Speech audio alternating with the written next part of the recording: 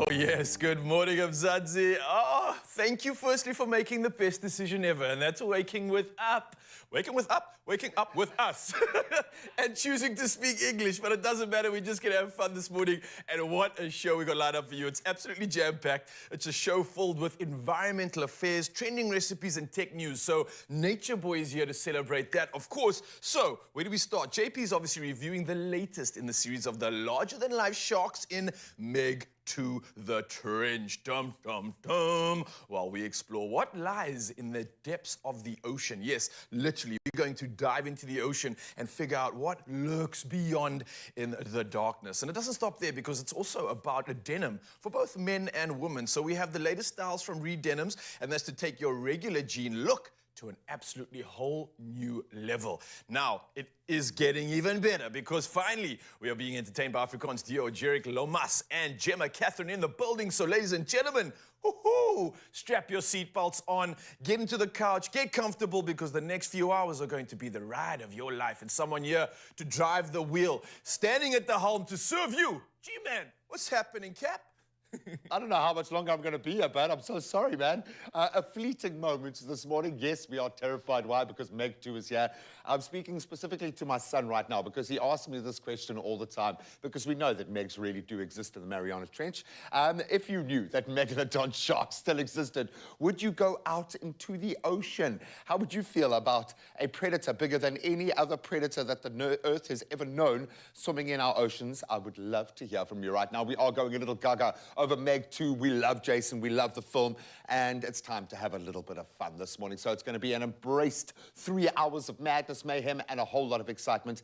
And yes, when I speak of excitement, you know I'm talking about football. I'll get into those sporting headlines in just a moment. Let's get the news in first. Yes, of course, official duties must commence, so let us kick off with national duties first. On the national news front, a suspect who was recently arrested in connection with the 2.2 billion rand Kusile power station case has been granted bail of 100,000 rand.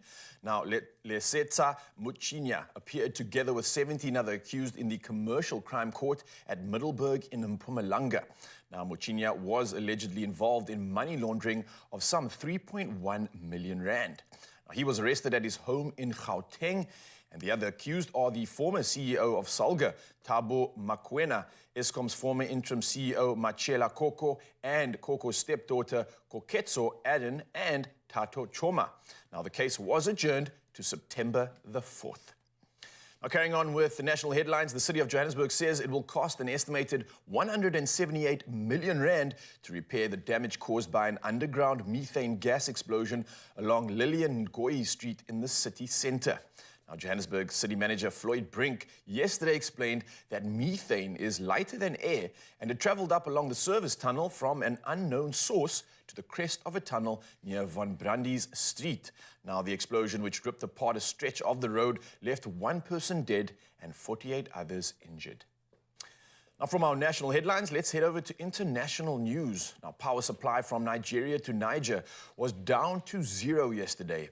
Now, the 15-nation ECOWAS bloc, which includes Nigeria, has closed borders with Niger, banned commercial flights, and halted financial transactions following a military coup in the country last week. Now, meanwhile, the U.S. is set to evacuate some staff from its embassy in Niger after the coup by military officers, a U.S. official said yesterday. But the mission will remain open and senior leadership will continue working from there. Now, Niger is a key Western ally in the fight against Islamist insurgents. Now, carrying on with the headlines in international news, Russian President Vladimir Putin has approached Turkey to help export its grain to struggling countries in Africa. Now, last month, Russia withdrew from a UN-Turkish agreement which made Ukrainian grain exports along routes in the Black Sea possible. Now, Russia was unhappy that the agreement didn't benefit its own exports, and of late, several links in the Ukrainian grain supply chain have been targeted by Russia. Now, a Russian drone yesterday morning attacked a huge grain warehouse along the river Danube, causing a great damage. Now, the Danube is used as an alternative for Ukrainian grain exports.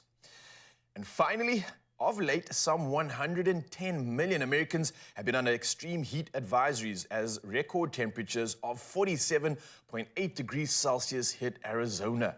Now, it's been so bad that in Arizona, the cacti have been collapsing, a phenomenon seldom experienced before. Now, in Burbank, California, the heat became just too much for a huge black bear, so he went for a dip in the pool at a house. Yes, believe it or not. Now, the Burbank police posted footage of the hefty fella splashing around and cooling off, looking very relaxed. And he clearly didn't wish to have further pictures taken, because when a reporter with a camera moved closer, he scaled a nearby wall with ease and ambled off into the bushes. Well, we're going to keep it hot here. We're not cooling anything off just yet. G's got the latest when it comes to all things sport.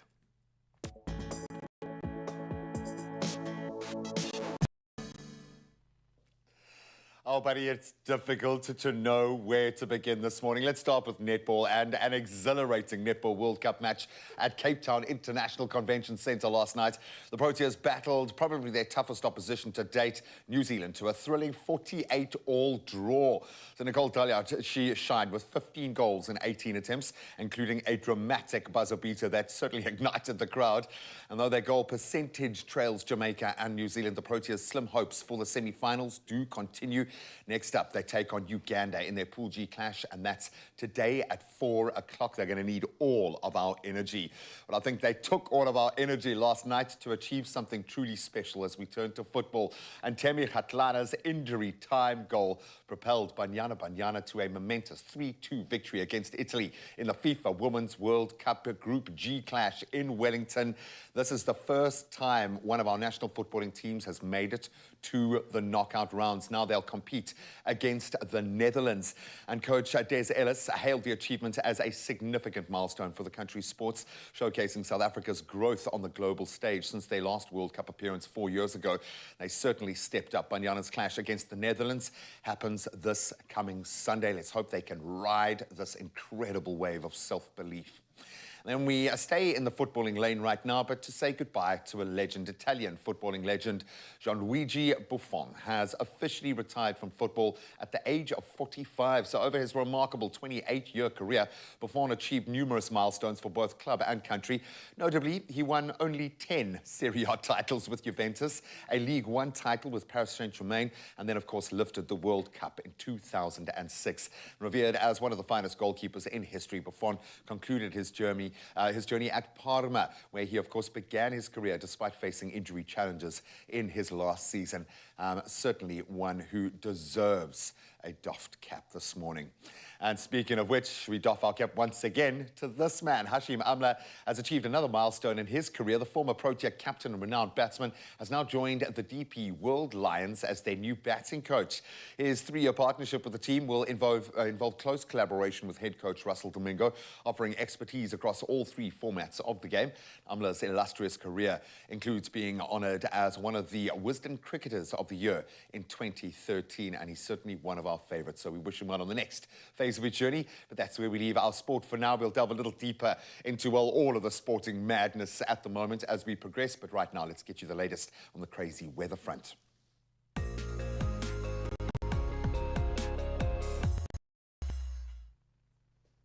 Thanks, G-Man. Well, let's start off with your weather. The heavy fog that was forecast for yesterday hasn't subsided and will still be in effect today. The SA Weather Service forecast significantly reduced visibility due to fog, resulting in difficult driving conditions in places over the southern parts of Gauteng, the escarpment and Highveld of Mpumalanga, the eastern parts of Limpopo, the Overberg districts of the Western Cape, as well as in places over the interior of KwaZulu-Natal. Now, moreover, extremely high fire danger conditions are expected over the northern, central and southern parts of the Northern Cape, as well as in places over the central and Little Karoo districts of the Western Cape. Well, that was your weather update. Let's get a look at your temperatures. Starting off in Polokwane, a low of 3 with a high of 17. Mbombela 8, reaching a high of 21. Pretoria 418, Johannesburg 216, Mahikeng 2 with a high of 19. Moving to Klerksdorp, a low of 1 with a high of 19. Kimberley, your low is 3, your high 20. Bloemfontein -2, reaching a high of 19. Richards Bay, a low of 13 with a high of 23. Pietermaritzburg 6 with a high of 24. Durban 12-23, Mthatha 4 with a high of 25. East London 15, reaching a high of Craddock 4 with a high of 23. Kapecha, your low is 13, your high 27. George, you have a wonderful day ahead with a low of 18 and a high of 28. Cape Town 10.25. Worcester 10.26, Sutherland 7 reaching a high of 17, and Uppington, your low for today is 13 and your high 26 degrees Celsius. Well, we've taken a look at your weather and your temperatures. Let's take a look at your sunrise views. Heading over to Pretoria. Glynis is kicking us off with a view from her home. Then we move to the Drakensberg, where Lindiwe is heading out to the shops and snapped this photo of the sun rising.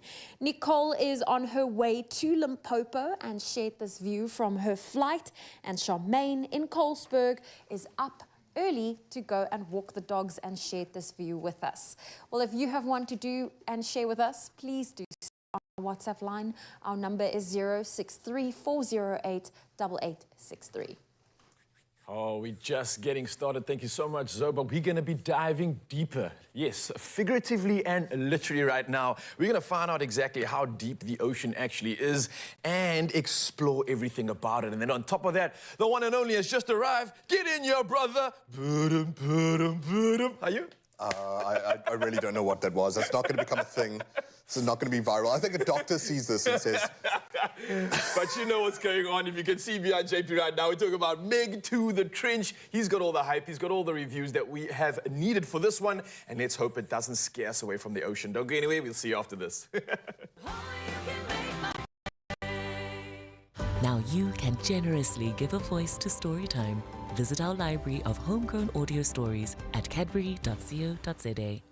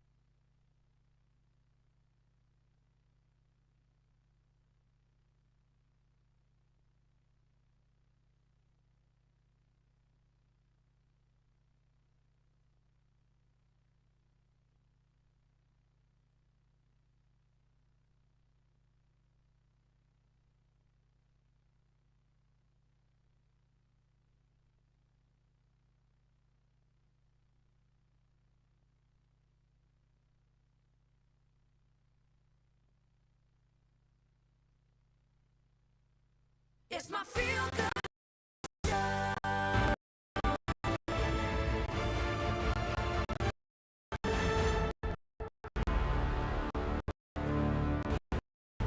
Welcome back. That face tells us only one thing. It's time to get excited about the movies. And if this is your thing, you are very excited about the return of the Meg. Or terrified. I don't know what the requisite response is, but Meg 2, The Trench, is here. How deep are we going to go? We're going to find out. We're going to go deep today, okay? No, we are going to go deep. Literally, we're going to go to the depths of the ocean. Well, I mean, what do you say about a sequel to a disaster movie? Yeah. Like, actually, how many have had them in the past? I mean, there was a Titanic 2. There was? Exactly. So, like... What more is there to the Titanic? So why did they go number back? one covered. Yeah. The ocean, the heart of the ocean. And so what you have to know is that this gigantic shark is back for reasons. The same shark or a different shark? Sibling shark. Little proviso, just by the way, I've not seen this. We're just doing a preview. Let's allow the shark itself to sink its own teeth into its own story and have a bit of a look at a featurette for Meg 2, The Trench, coming out tomorrow. Maybe you'll get excited, maybe you won't. I'm kind of meh about it. I think we're going to get excited. I think it's going to be cool. Look.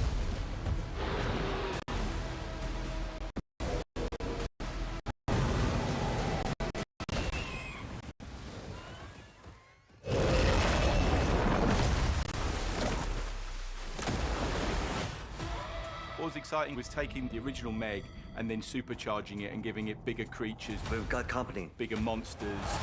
That's the biggest Meg I've ever seen. Biggest Meg anyone's ever seen. And bigger action. We've only make it to the station! You can make it! Keep going! Jason Statham is perfect for this. I got this. Statham's a action hero. He's just a quintessential badass. See you later, chum.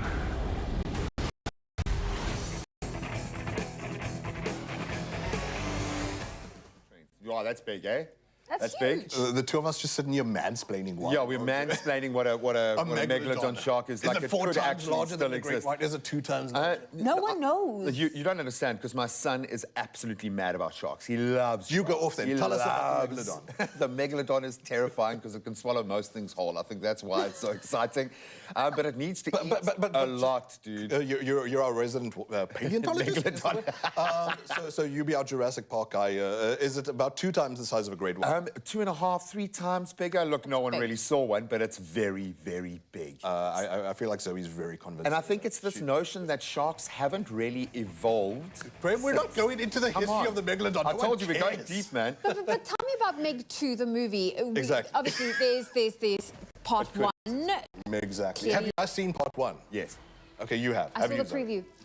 I think I did it with you. That was as much as you needed to know, I think. Yeah. You've got a disaster movie on your hands. Is it any deeper than that, Graham? Wink.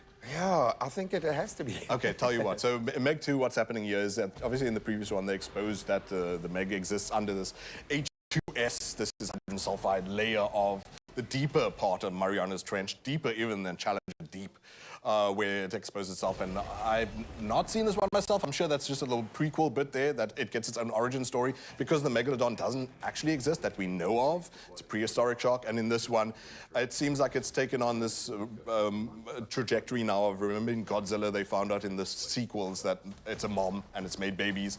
I think There's that other they ones. introduced little ones into this one too. Aside from that, there are other creatures involved. So it's also taking the Pacific Rim route. I don't know if you know the other one that's like about, again, like Godzilla-type monsters. kaiju Yeah. monsters and whatever coming out of the Marianas Trench. So that's what you're in for, your more of that kind of fodder. Just by the way, I feel like I should say this since we mentioned this last week. We're not doing any promotion for this movie. We don't take a cent for these studio-like things that we're doing here, because that would be picket-breaking, line-breaking. Yeah. We're not doing that during the strike.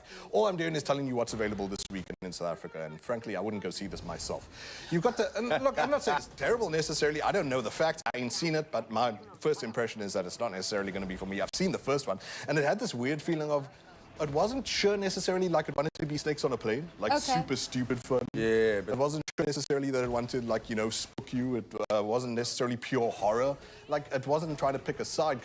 Okay, yeah. Well, I mean, was that the feeling you got when you saw the first one as well? Like, Yeah, I think there was enough. I think they make it accessible for younger viewers. They don't make it too gory and too hectic in that sense. But yeah, I think are we learning about new phobias here, by the way? Would you get in? No, I mean, I like being on little boats and to see the shark eat the whole boat. Boats, exactly. Like, it's really fun, hey? But for me, that's also another payoff that it missed, is that in the first one, and this is all the thing about like the marketing and the trailers, is they might give you the sense of, I get the feeling you're one of these people who likes that huchu type of movie, like why were you guys even on the beach at the time that this was happening? Don't run. It doesn't even give that payoff by the looks of things either. It looks like it teases that, but if the first one's anything to go by, it also doesn't necessarily give you possibly the gore that you would hope for. Like if you're watching Piranha and that's an actual movie. Yeah. You Or know if you're going to see like some blood in the water. Yeah. Stupid stuff like the teens kissing when they shouldn't be, and then the monster comes, etc., etc. I don't know what we're in for this one necessarily, but since it's the same writers, not the same director, could be more of the same. So if you liked the first one, you're going to love this one. Can we see a little more? How about we continue with that featurette we were just checking out for Meg 2, The Trench, out tomorrow. 3 massive Megs and who knows what else have escaped the breach. Just keep them now. At any turn, a Megalodon could jump out at you. We've never seen this before. They hunted in packs.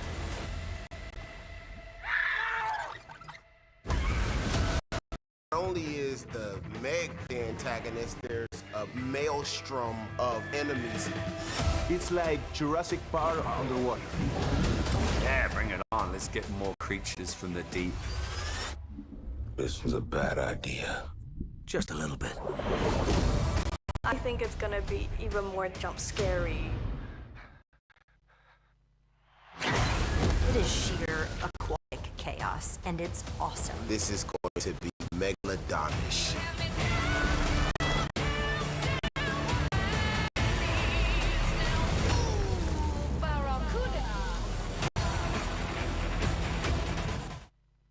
I'm just on behalf of my son and other young Shark kids lovers. like that, shark lovers. It looks awesome, dude. I think from that perspective, it's great that you can look at the shark in a different light. I think vilifying the shark Why is are you never a being so great diplomatic thing. by the shark? Are you being paid by Big Shark?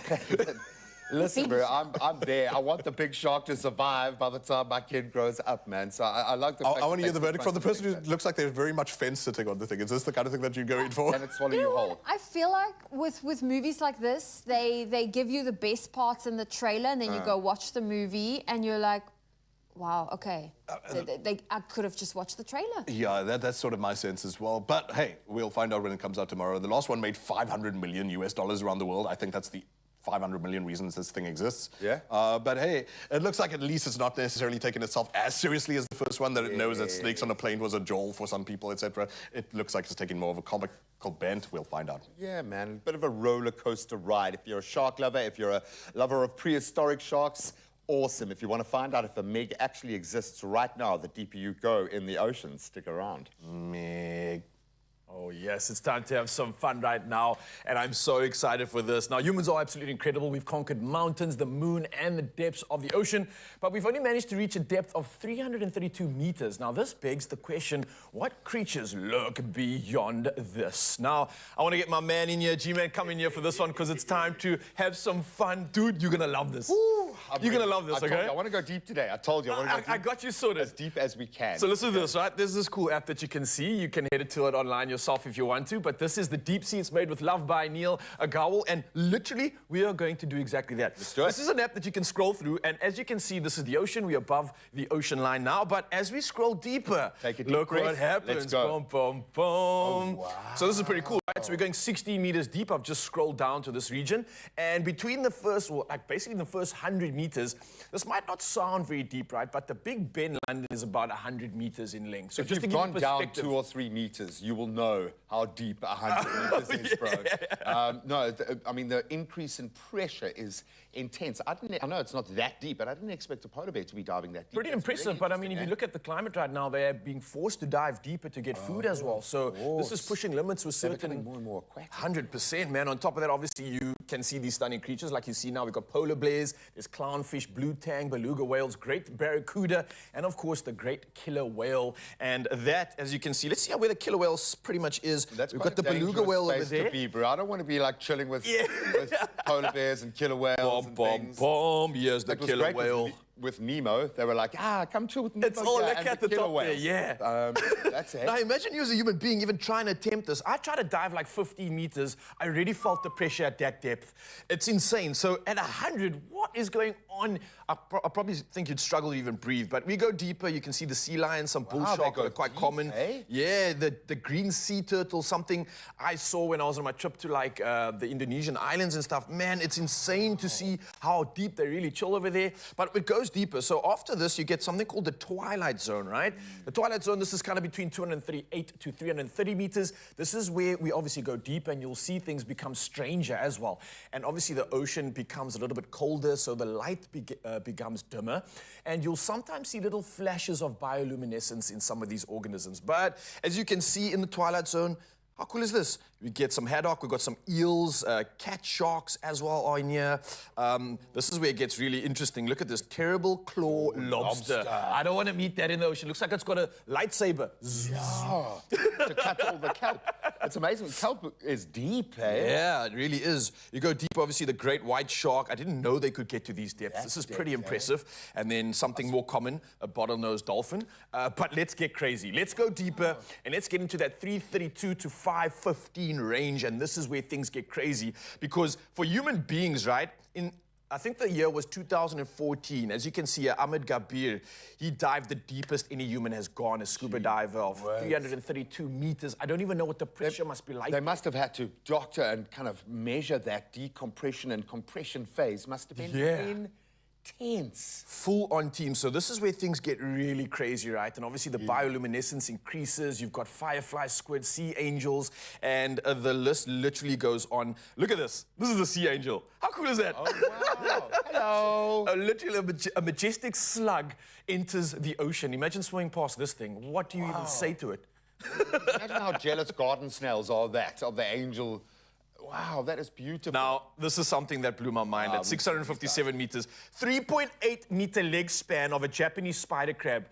Dude, that's like, I'm like 1.8, so almost 3 of me, like 2.5 of me. That's crab sticks, bro. That's crab sticks for the year. We can that die. Is crazy. Honestly, dude, and it gets even crazier, right? Where all of these notions of like sea monsters have come from. You find any one of these creatures on a bad day, dude, you are believing there's some crazy stuff going on. Literally, and this is where it gets crazy. The midnight zone. The sunlight does not reach this level, so imagine what we're going to see here. Oh, the anglerfish, thank you. It's literally got like a little headlamp on its head. It's crazy. There's something that we thought was also extinct out in this thing. I think it's called like a coelacanth as well. The coelacanth, I've actually you remember that thing? Let's see if we can find it. I got to see the preserved remains of a coelacanth that they thought was extinct. It was found in South Africa by a South African 100% right, yeah, man. So I don't know where it is because it's lying in the depths somewhere here, but there's a telescopic octopus that's just come through that looks pretty cute. But I'm going to scroll to like deep levels and see how deep you can really go with this. I know you get the Dumbo octopus really deep down. And thank you to the little detectives. I read this amazing book with my son that they wanted to find out how deep the ocean actually goes. How crazy is that, man? Antifreeze technologies in this fish. We had 3,000. It goes to 5,000. This is something you definitely want to get involved in. Where's our little snail fish? Come on, the ethereal snail fish is the winner. Can go. Let's just scroll as deep as I possibly can right now and see what's lurking. Now we're getting to like 7, the Mariana Trench. 8,000. We had 9,000. Whoa, okay. So I don't know what that's the Mariana Trench. That's pretty much the Mariana Trench right here. We've got 2 men, Jacquard Picard and Dan Walsh, who are in a submarine at this depth. But guys, this is so much fun. This is just, I think, a perspective of the ocean and how much we've not explored compared to everything around us. There's an entire world out there. We still get to go deeper. We still get to find out more. It's exciting, man. It's terrifying and it's exciting, man. I mean, you want to ask the question, does a Meg still exist? Well, there's a great portion of the ocean that we haven't really explored yet. I mean, we're still discovering new species on land. Imagine how many areas of the great depths we haven't even touched yet. I love it. So for this many reasons, the ocean can be unforgiving. We understand that, but we absolutely love it. When you go that deep, in fact, it's the pressures. Look at that. You're making me terrified. Are you taking us back up again? I'm just trying to see. Just watching those numbers drop just makes my heart like, whoa. Gotta find some life. Here we go. We found it. A chitin. A chitin. Whatever that is. I'm going to say, well done, buddy. The toughest creature on the earth, probably, is the chitin. Well done. But this does get you excited about those unexplored spaces that still exist on our blue planet. Oh, yeah. Terrifying. Oh, well, listen, gentlemen, stay tuned. In fact, everyone stay tuned, because when we get back, we'll take a look at the importance of protecting our oceans and also the impact that climate change has had on weather patterns as well as our oceans. So that and a whole lot more is still on its way.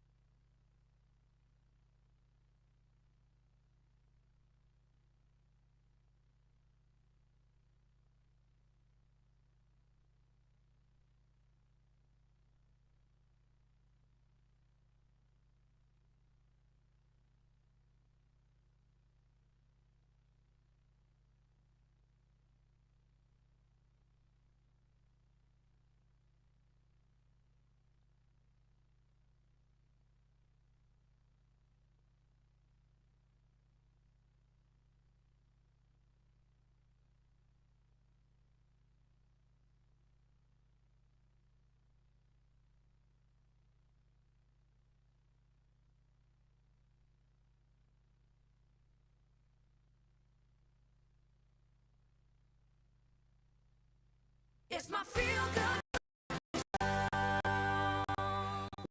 Back, let's continue to celebrate and explore our beautiful blue planet. Now, climate change encompasses not only the warming of the planet, but also the associated shifts in climate patterns and, of course, the consequences thereof.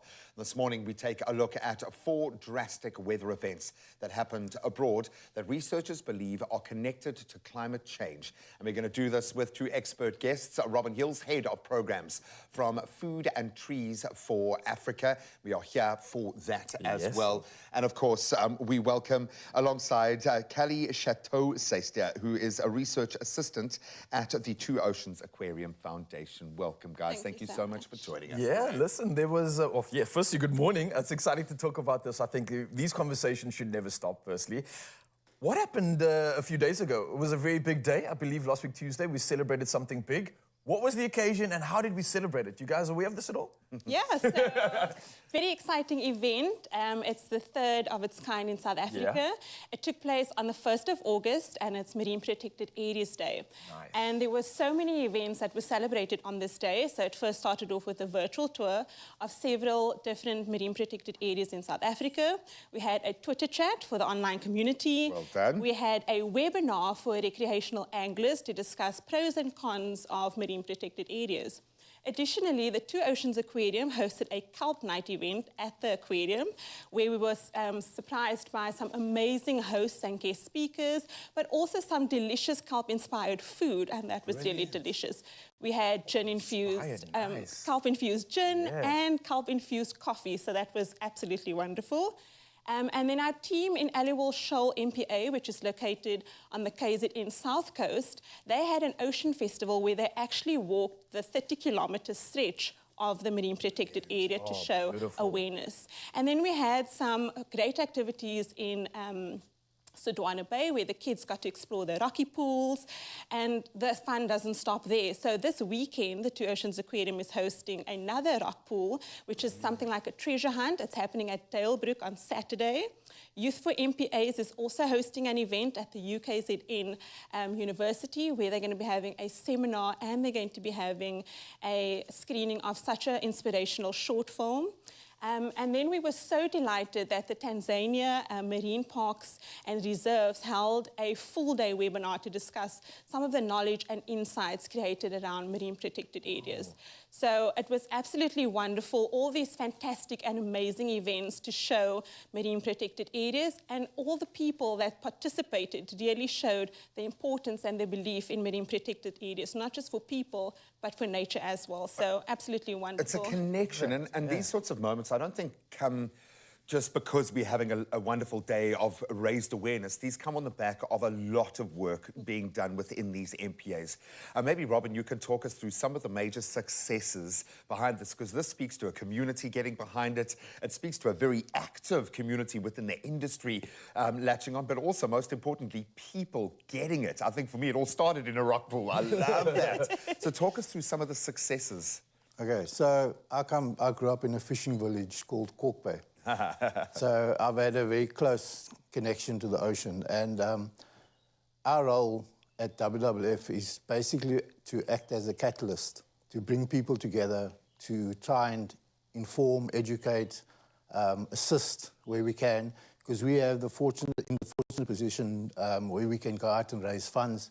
So we partner with government, we partner with MPA management agencies, communities, and we pilot various projects. And we have a very successful project where the MPA is basically responsible for it in Betty's Bay, where we've taken young people, trained them up as coastal monitors, and the MPA and the penguin colony there, you know, has provided the environment for those monitors to learn a trade, if you like, and go out in the world, and they've got an opportunity they never ever had before, and the ocean provides that as yes. well. Creating custodians of the earth. Come on, this is what it's about. I love this.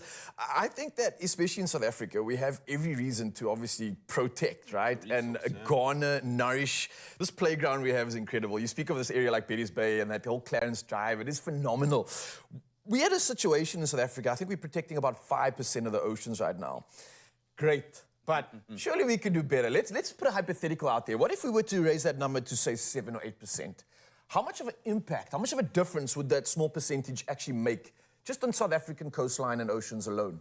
What would that impact be? Do you have any idea? Would it be that dramatic or not much of a change?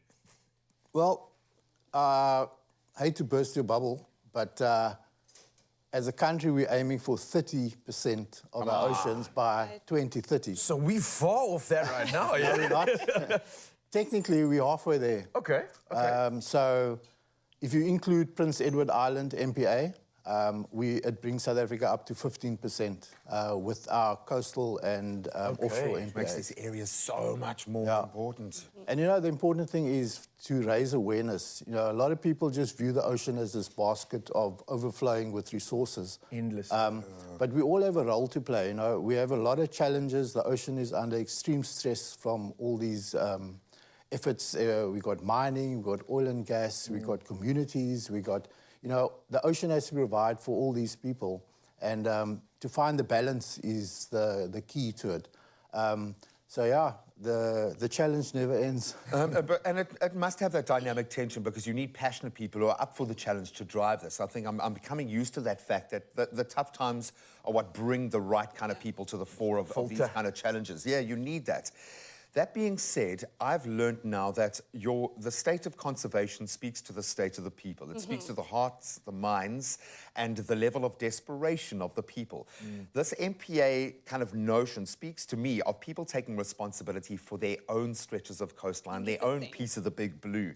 What difference have you seen in the communities where these protected areas are? What change do you see? I'll add to that. There are many challenges. Unfortunately, we don't sit in a position, if I take Madagascar, for example, they have a thing called LLMAs, which is where communities come together and manage a section of coast. Take ownership, yeah. Yeah, so South Africa, we're still in the process of building up towards that. Our fisheries are busy being sorted out now, but we're trying to get there, and as WWF, we're trying to act as that catalyst in that space to try and bring about change. It's very difficult because a lot of coastal communities feel aggrieved because of MPAs, because they've been disowned of a right to access. Yes, and some of them have every reason to be angry because it's a historical right that has stopped. Sure. It's how that process is moving. Yes, and that obviously doesn't help MPAs, and some communities are against MPAs. But you know, when you mention MPAs, there's two types of MPAs. And there's an MPA where you can extract, you know, anything out of it, species and whatever you get a permit for. And then the MPAs that are closed, that you can't take anything else. Yeah. So the Werp is one of those MPAs where it's a very important area for whales to come and calve. And that entire MPA is a no-take. Out of bounds, yeah. Love it. Well, guys, thank you. This is something that I think all of Mzansi needs to hear. These conversations need to carry on. And I think just before we go, where can Mzansi support any of these causes and get involved? Because I think after this conversation, they definitely want to. You can speak straight to the camera right now and speak to the people exactly. Where do they go? So in order to protect marine protected areas, how you can get involved as an individual or as a community or as a household is by creating awareness. And maybe it's encouraging your family and your friends to think about these ocean spaces as safe havens. But if we're thinking about it, think of them as reserves like you would on land, and in that way encourage and inspire. But also if you are into fishing, stick to regulations. There's something called responsible recreational activities. So if you're a tourist, just abide by certain rules and just be mindful, respectful and responsible when entering these spaces. They are incredible spaces with lots and lots of diversity, and we want to protect it and preserve them for future generations. Nice. So one of the ways in which you can do this is following the links on our website, Marine Protected Area South Africa, and then we've also got an Instagram page at Marine Protected Area South Africa. There's lots of different ways in which you can protect it by using these links. There's lots of pictures and lots of pros and cons that you can use to inspire. So please, 100% protect our ocean spaces because it's for the future. Yep, it's our greatest asset. Before you come for one of our jobs, a little bit of a role exchange. I absolutely love it. Robin, Kelly, thank you so much for your passion every day in this space. I like to think of these marine protected areas as like the Louvre or these famous museums. You wouldn't go in there and mess around with a famous Michelangelo artwork. It's exactly the same thing. It's that level of asset for South Africa and for the world, except these ones are required for our survival. So make sure we protect them. Thank you so much to both of our guests. We absolutely appreciate you every day, not just today or the 1st of August, but every day. Most welcome. Well, still to come on your Feel Good Breakfast show, we're going to take a look at what is causing these bizarre weather patterns that we are experiencing at the moment, and also some interesting and bizarre weather news from around the world. That and a whole lot more still on its way, so go refill those coffee cups. We'll see you in a bit. Mabel, check this. With a MyGoals premium account, you get 12 free airport lounge visits. 12? Yeah. God, David, when are you busy planning your next getaway during office hours? Aman.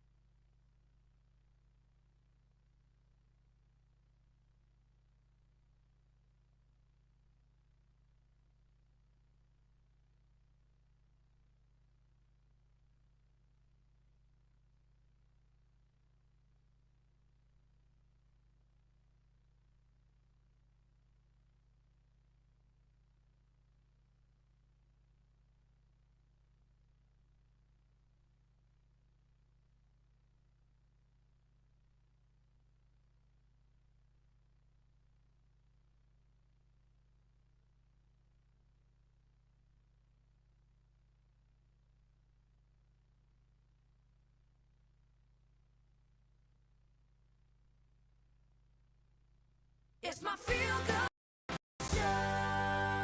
Oh, yes, Mzansi, diving deep with us as we explore all things nature, highlight the importance of it, and especially the chaos going on right now when it comes to climate change. Now, climate change encompasses not only the warming of the planet, but also the associated shifts in climate patterns and the consequences that they bring. Now, this morning, we're going to be taking a look at 4 drastic weather events that happened abroad that researchers believe are connected to climate change, right? So we've got Robin Hills here. She is the head of programs for Food and Trees for Africa, someone that has insight into the consequences of climate change right now and how it's affecting us as human beings, as well as the habitat that we are residing in. So, Robin, good morning. How are you doing? I'm good. I'm excited to be here. It's pretty cool to be able to talk about this in live TV, right? It's really important. It's the conversation we need to be having. Yes. So let's dive straight into it. We've got 4 different topics of weather events that are literally crazy right now and very unusual. Let's start off with Antarctica. Low ice levels. We've maybe heard of warnings of this in the past. It seems to be happening. It seems like there's an increase in the ice melting now more than ever. What's going on here, and how dangerous is this actually for us? What are the actual consequences of this if this was to carry on? What would I say, like if the melt were to continue? Yeah. So since 1979, we've been observing the increase and decrease, the seasonal size of Antarctica. Yes. And it's a natural progression, but what we're noticing is that it's becoming escalated, it's exacerbated every year. And the shrink that happens in the warmer seasons is natural, but it's shrinking far more than ever before. Okay. And with all of these large spaces, whether it's Antarctica or the Amazon, these are ecosystems that reduce the effects of climate change because they buffer the natural systems and they keep the web of life on our globe in balance. Yeah. And we use them as a measurement tool to understand the changes that are happening on our globe and to measure the climate changes, because these extreme weather events that we're going to be discussing are symptoms of an imbalance caused either by human beings or natural changes in our globe. But most importantly, we need to be able to monitor them so that we can prepare ourselves so that we can live lightly on the planet, we can manage our carbon footprint, and we can adapt and mitigate these sorts of climate changes. All right, so the threat is not only the fact that the world's changing, but the rate that it's changing and how it's affecting us, which is becoming more negative than anything else right now, right? Yeah, there's a cascade. What is the worst case scenario here when it comes to the ice situation? I mean, can Antarctica completely melt altogether? Is that a possibility? I think we probably won't be around if that happens.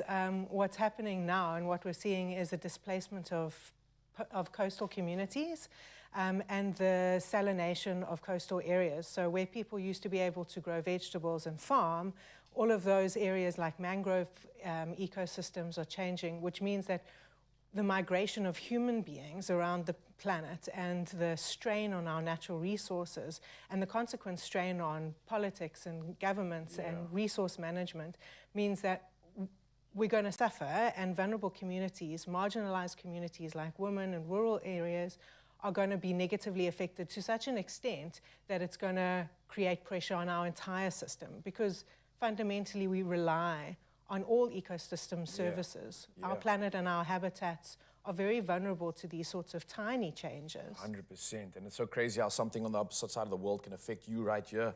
Something like mangrove forests, how important they are for life on Earth especially. Let's move on from some of the crazy things that are happening from the cold. Let's go to the polarity of heat right now. And Europe is really suffering. There was a heat wave in 2023. This was in July, I believe. And the temperatures we are talking about are pretty unusual for these areas. What sort of temperatures were we kind of reaching? And why is this so unusual for European areas in general? Well, a lot of the temperatures we're seeing are happening earlier, so we're not prepared, whether we're in cities or rural areas, and people are not prepared, which means that we get caught off guard and there are very serious health detriments to that.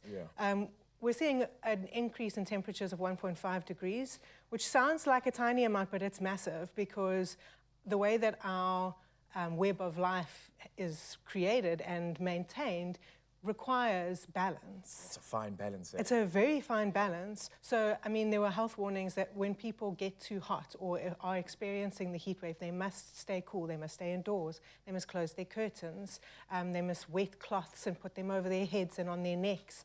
I mean, you saw the bear in the swimming pool. That's really unusual in California, and Florida's been experiencing that.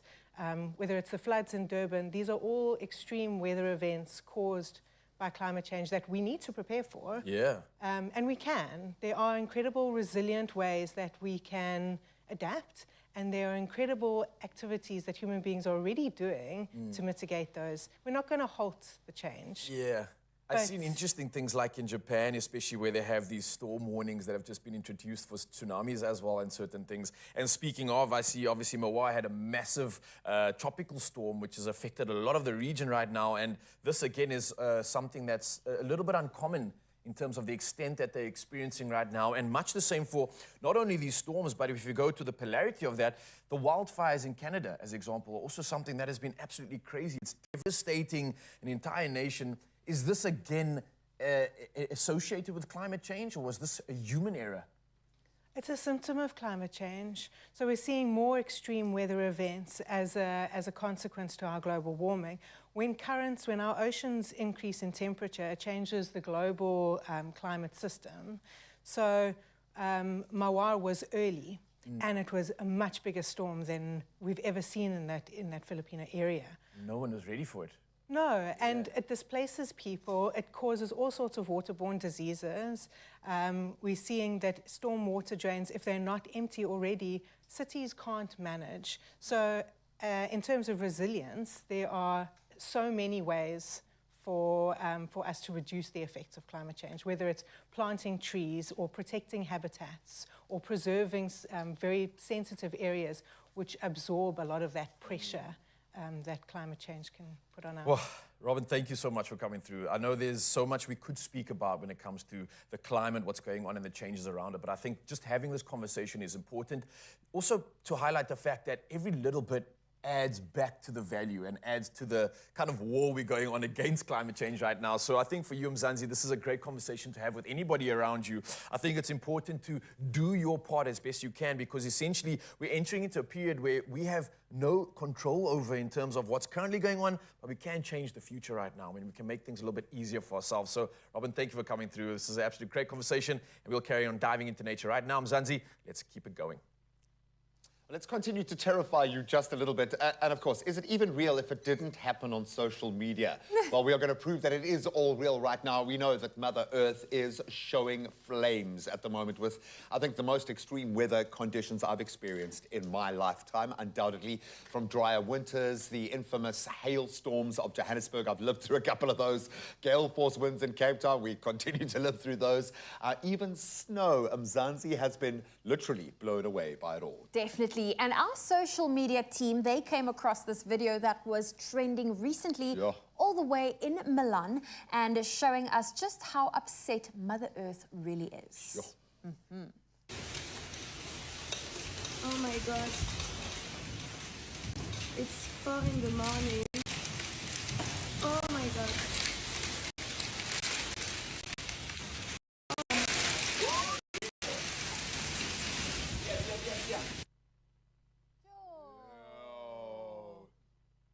Look at all that damage. It was. And then the sun's out. And if you ever wanted to know who would win in a fight, the earth or the weather? Mother Nature. Mother Nature always every time. wins. Now, this one made us think about just how hectic the weather has been of late. So we've collated a few of our favorite videos online from the citizens of Mzansi sharing what we could dub weather reports by the locals. Now, we love this kind of citizen reporting. So first up on our list is a little bit of fun. Our social media user and follower, Chetan Chetty, or Ketty rather, shared this, this moment of frustration at the ever-changing weather conditions. Can someone tell me why the weather in South Africa went from close the freezer door to let's put out the fire so quickly? Literally last week I was saying it's a little too windy. Great weather, but my God, I felt like I was gonna blow away because my ankles are so skinny. We were asking management to close the freezer. We did not ask management to damn start a fire and just hold it above South Africa. We are sweating in our cars. Management, go sort some stuff. Just write a strongly worded email, Cheaton, a strongly worded email. Thanks for that. I don't know about you, but I feel like this winter has been particularly cold. And here's a little advice from Daniel Black on how to prepare for those chilly days.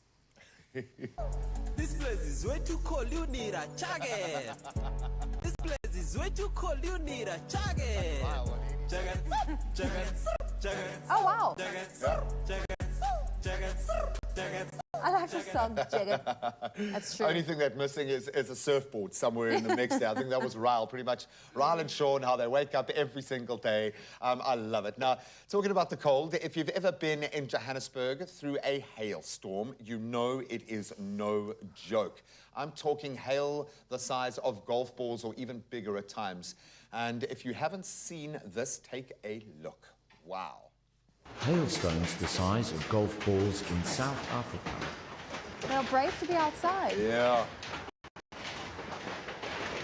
Ah! Look at the water.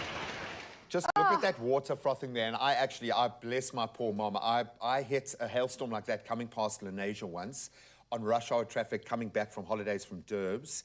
And literally the whole highway just started skating like this. The most terrifying thing ever, but like that, like golf balls. Huge hail. Insane. Wow. Oh. Well, listen, if you're thinking, it just is a little bit of water, what's the worst that can happen? This is. Oh, my word.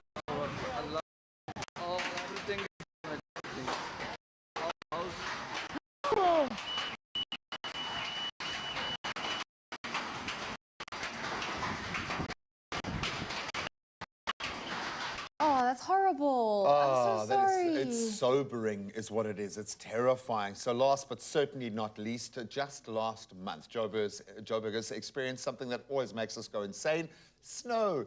And our fields were filled with users, I think, sharing their first time touching snow, just like this next viewer. It was Virat Adams getting a first time experience.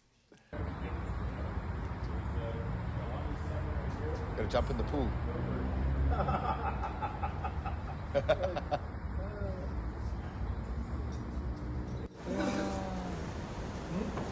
Oh, Vidat. I know her. She's awesome. Is she going to fall in the pool? Yeah. No.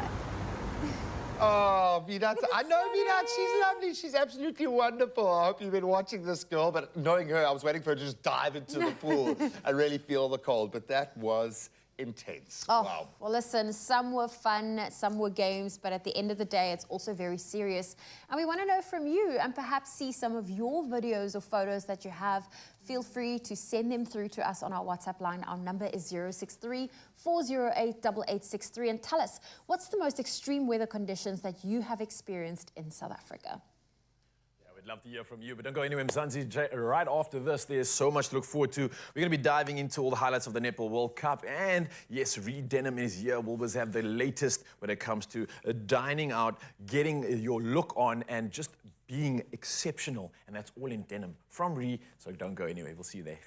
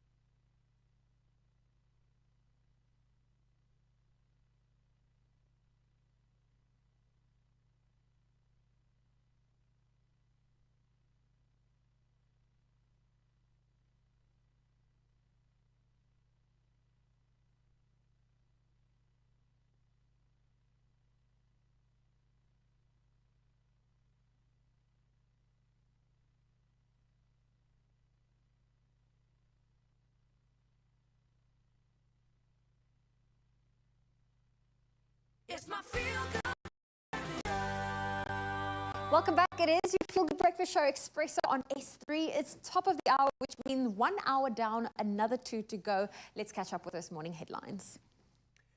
Thank you so much. So yes, of course, it's just gone past the hour and it's time to start off with national headlines first. And the Council of Northwest University has summarily suspended face-to-face classes until further notice.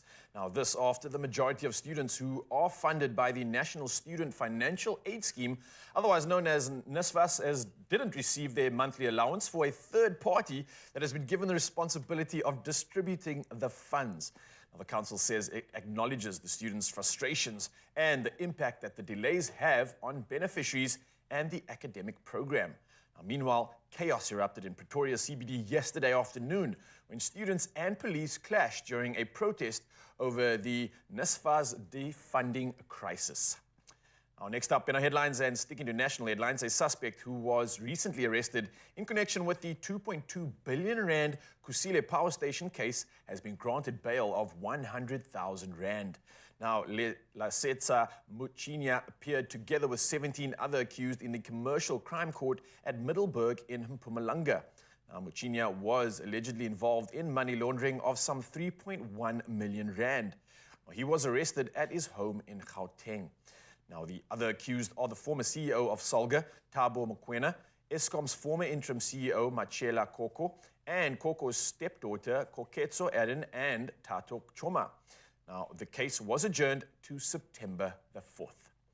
Now, from national headlines, let's head over to international news. Former US President Donald Trump has been indicted for his attempts to overturn the 2020 election.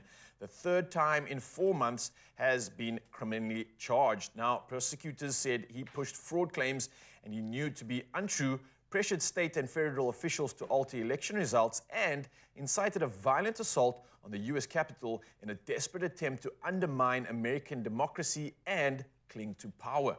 Now, in response, Trump took to social media immediately posing the question why prosecutors had waited 2.5 years to bring what he called fake charges. Well, carrying on with the headlines right now, power supply from Nigeria to Niger was down to 0 yesterday.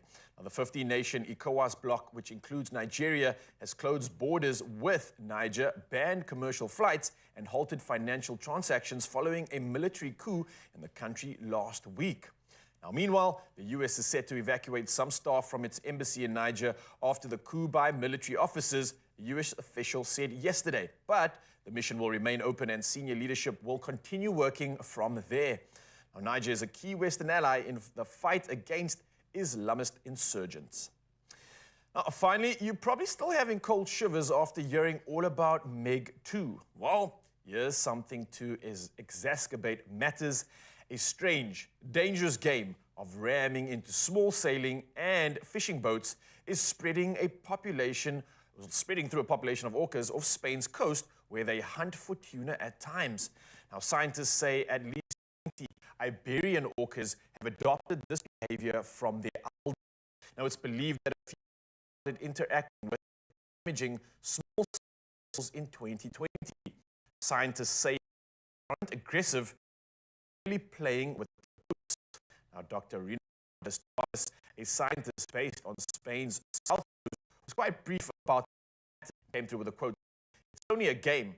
It isn't revenge against boats. It isn't change. It's just a game, and that's it." Unquote. Well, I hope it stays that way and nothing gets malicious. But for now, though, let's carry on with the rest of the headlines. Here's the G-Man when it comes to all things sport.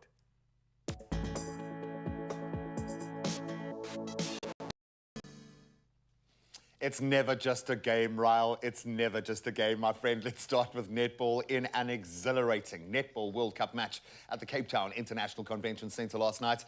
The Proteas battled New Zealand, probably our toughest draw yet, to a thrilling 48-all draw. Nicole Talyard, the woman of the moment, she shined with 15 goals in 18 attempts, including a dramatic buzzer beater that certainly ignited the crowd. They needed that energy. Through their own goal percentage, they trailed Jamaica and New Zealand at this stage stage, but the Proteas' slim hopes for those semi-finals continue. A big one. Next, they take on Uganda in their Pool G clash later today at 4 o'clock. And indoor SA netball player Kayla Pretorius is here to chat a little bit about that in a moment, so stick around. Now, though, we can continue to get excited about our national performances as we turn to football, and it doesn't get much bigger than this. Thembi Kgatlana's injury time goal propelled Banyana to a momentous 3-2 victory over Italy in their FIFA Women's World Cup Group G clash in Wellington yesterday. And this historic win now advances them to the knockout rounds, the first time any one of our teams has made it in football, and they'll compete against the Netherlands. So Coach Des Ellis, she held the achievement as a significant milestone for the country's sports, showcasing South Africa's growth on the global stage since their last World Cup appearance 4 years ago. Banyana, brimming with self-confidence, will clash against Netherlands this coming Sunday. Now, staying in the footballing lane and moving to an absolute legend, Italian footballing giant Gianluigi Buffon has officially retired from football at the age of 45. So over his remarkable 28-year career, Buffon achieved numerous milestones for both club and country, notably winning only 10 Serie A titles with Juventus, a League One title with Paris Saint-Germain, and then, of course, lifted the World Cup in 2006 for his country. And revered as one of the finest goalkeepers in history, Buffon concluded his journey at Parma, the club where his journey actually began, despite facing injury challenges in his last season, but we certainly wish him well. Likewise, one of our legends now as we turn to cricket, and Hashim Amla has got a new gig. The former Proteas captain and renowned batsman has joined the DP World Lions as their new batting coach. So his 3-year partnership with the team will involve close collaboration with head coach Russell Domingo, offering expertise across all 3 formats of the game where he's had success. Amla's illustrious career includes being honoured as one of the Wisden Cricketers of the Year in 2013, and he's certainly one of our favourites, so we wish him well as well. But that's where we leave our sport for now. As I said, we'll chat a bit more netball in a moment. Right now, let's get you to work safely.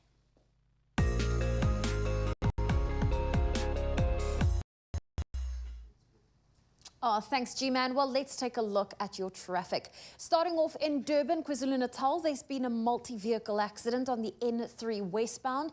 It's after EB Klute interchange, also known as the Spaghetti Junction, and that left lane is blocked, so please approach with caution. That's your traffic. Let's take another look at your weather.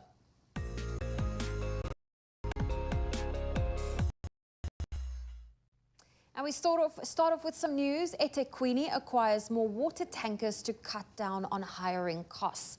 As mentioned, news that regards the water this morning is that eThekwini municipality has been battling severe water shortages, and it has purchased 55 new water tankers despite the fact that they presently have about 100 in use. The city claims that this is a bid to reduce the cost of hiring water tankers, which says costs some 100 million rand per year. Several communities across the municipality have been battling water shortages that were exacerbated by flood damage to sewage and water infrastructure in April and May this year. Mayor also says the current fleet is not suitable for parts of the metro's terrain. He says that damage to water infrastructure during last year's floods necessitated the purchase, and also confirmed that there's still areas experiencing water challenges. But let's take a look at your temperatures, starting off in Polokwane. A low of 3 and a high of 17 if you're in Mbombela. 8 is your low, 21 your high. Pretoria 418, Johannesburg 216, Mahikeng 2 with a high of 19. Klerksdorp 119, Kimberley 3 with a high of 20. Bloemfontein -2, reaching a high of 19. Richards Bay, your low is 13, your high 23. Pietermaritzburg 624, Durban 1223, Mthatha 4 with a high of 25. East London 1526, Cradock 423, Gqeberha a sunny day with a low of 13 and a high of 27. Moving to George, a low of 18 and a high of 28 for today. Cape Town 1025, Worcester 1026, Sutherland 7 with a high of 17, and Uppington, your low is 13, your high 26 degrees Celsius. Well, those are your temperatures for today. Let's take a look at your sunrise views. Starting off in Durban, Roslyn shared this photo with us, a look at the sun rising with the skyline in the distance. Omi from Keymouth shared this photo, and it looks like it's going to be a beautiful day. Pam is out and about, captured the sun blazing between the trees. It's absolutely magical. And Ivana in Kariga shared her views with a video, and we love seeing videos and photos of how you start your day. Well, continue to share those with us on our WhatsApp line. Our number is 063 408 8863. And it's been an amazing show. So we are so excited about sport. Obviously, at the moment, so much riding on the shoulders of our national teams. A big one for the Proteas ladies. So we thought we'd bring in someone who knows what it feels like at the top of their game, indoor netball player. She is one of the best in the business. Kayla Pretorius is here to hopefully get us excited, a little bit nervous about facing Uganda later today. Yeah, the excitement continues. We're heading to the kitchen as well. We've got a TikTok-inspired garlic bread. Oh, it's going to be delicious. It's something that what are you waiting for, Mzansi? Get ready. We'll see you there. Oh, this is good, eh? It is perfect.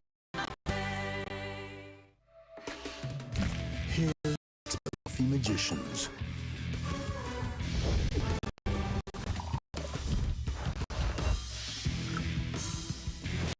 The ones who know what you get out starts with what you put in.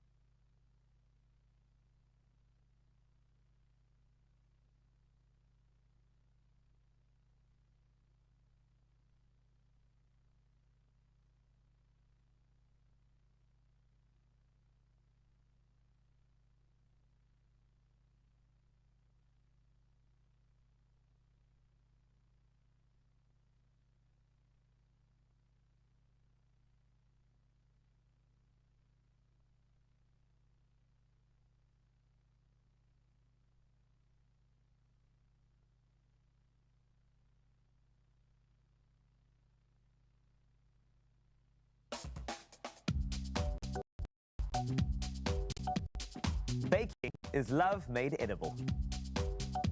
You can bake your way to a weekly cash prize of 5,000 Rand with Golden Cloud over the next 4 weeks. Post a pic and recipe with your winter indulgence that you made with Golden Cloud and send it to our Expresso WhatsApp line or social media pages using that hashtag Golden Cloud Winter Treats. Plus, you stand a chance of winning the grand prize of a KitchenAid stand mixer if you post a pic of you and your family baking with Golden Cloud on our WhatsApp line or any of our social media pages using that all-important hashtag Golden Cloud Winter Treats. Don't forget to enter both separately from 12 July to 9 August, and T's and C's can be found on expressoshow.com.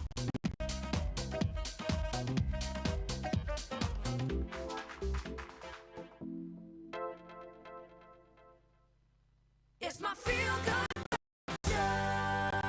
Welcome back as we talk netball. And last night, South Africa took on New Zealand in their second match of the preliminary Stage 2 portion of the Netball World Cup, looking to make it 2 wins from 2 games in this part of the tournament.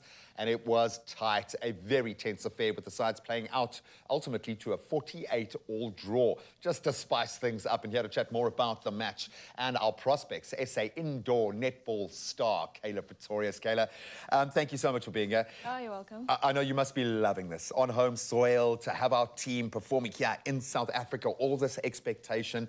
I think you know how much it means for the players. Just from a personal perspective, how much are you enjoying having this Netball World Cup here on your home soil? I am absolutely loving it. I was there for the opening ceremony. The crowd was insane.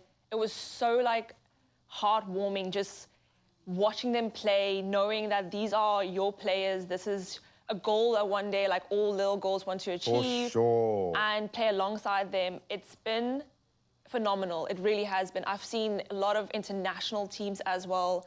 Got a lot of fangirl moments for England side, Australia, New Zealand, Jamaica. The superstars are here. They're here, so I never thought I would have a fangirl moment with both of them. I was like, no, I'm professional, it's fine. And then you see them, I could hardly speak, and I was... Welcome to my world. It happens every single day, but that's because we do love it. We feel it when they're out there. And I would imagine for the ladies, this is probably their toughest challenge in their careers because of the expectation. Yes. And of course, our pool ain't easy, okay? Not by a stretch. So let's talk about New Zealand.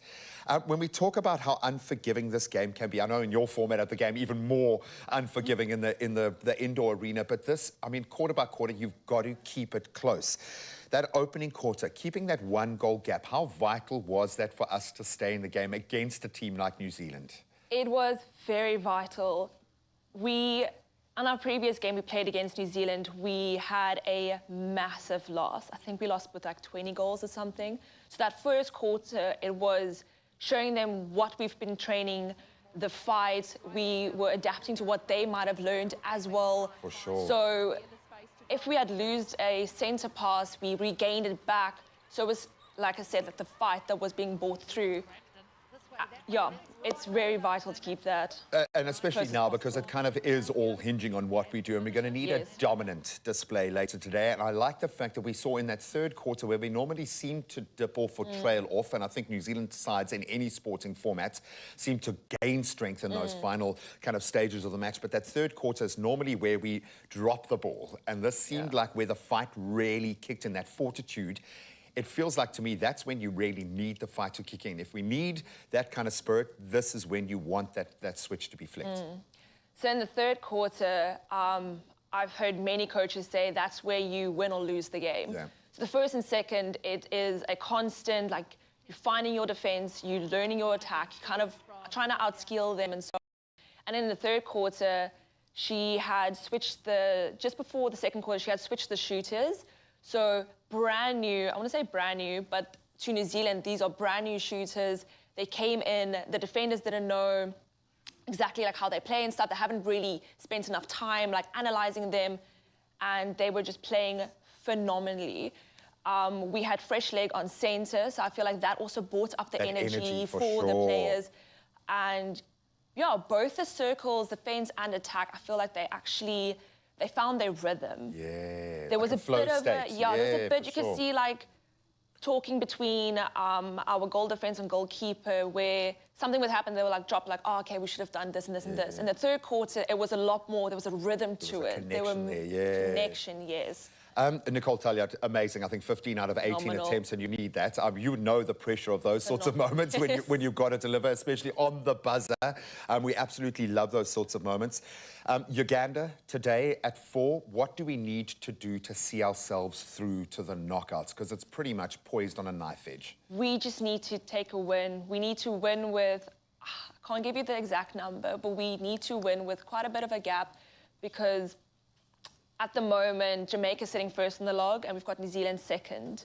So we need to up our points in goals and hopefully want New Zealand to beat Jamaica. Convincingly. Because we lost them. So we need to go for the goal average. It's got to But our ladies, well, they showed the kind of fight, the kind of fortitude that's necessary in these kind of moments. And I love the fact that, yes, this is years of building up to these moments. It's training, it's development angles, but it also rests on the moment. And that's something that any team can step up and grasp. And that's why we need the South African fans to be out there to support. So if you can somehow magically get a ticket, be there. If you're going to be there, do what you have been doing. It sounds like we have been raising the roof, so continue to do that. And wherever you're going to watch it, just send out the vibe.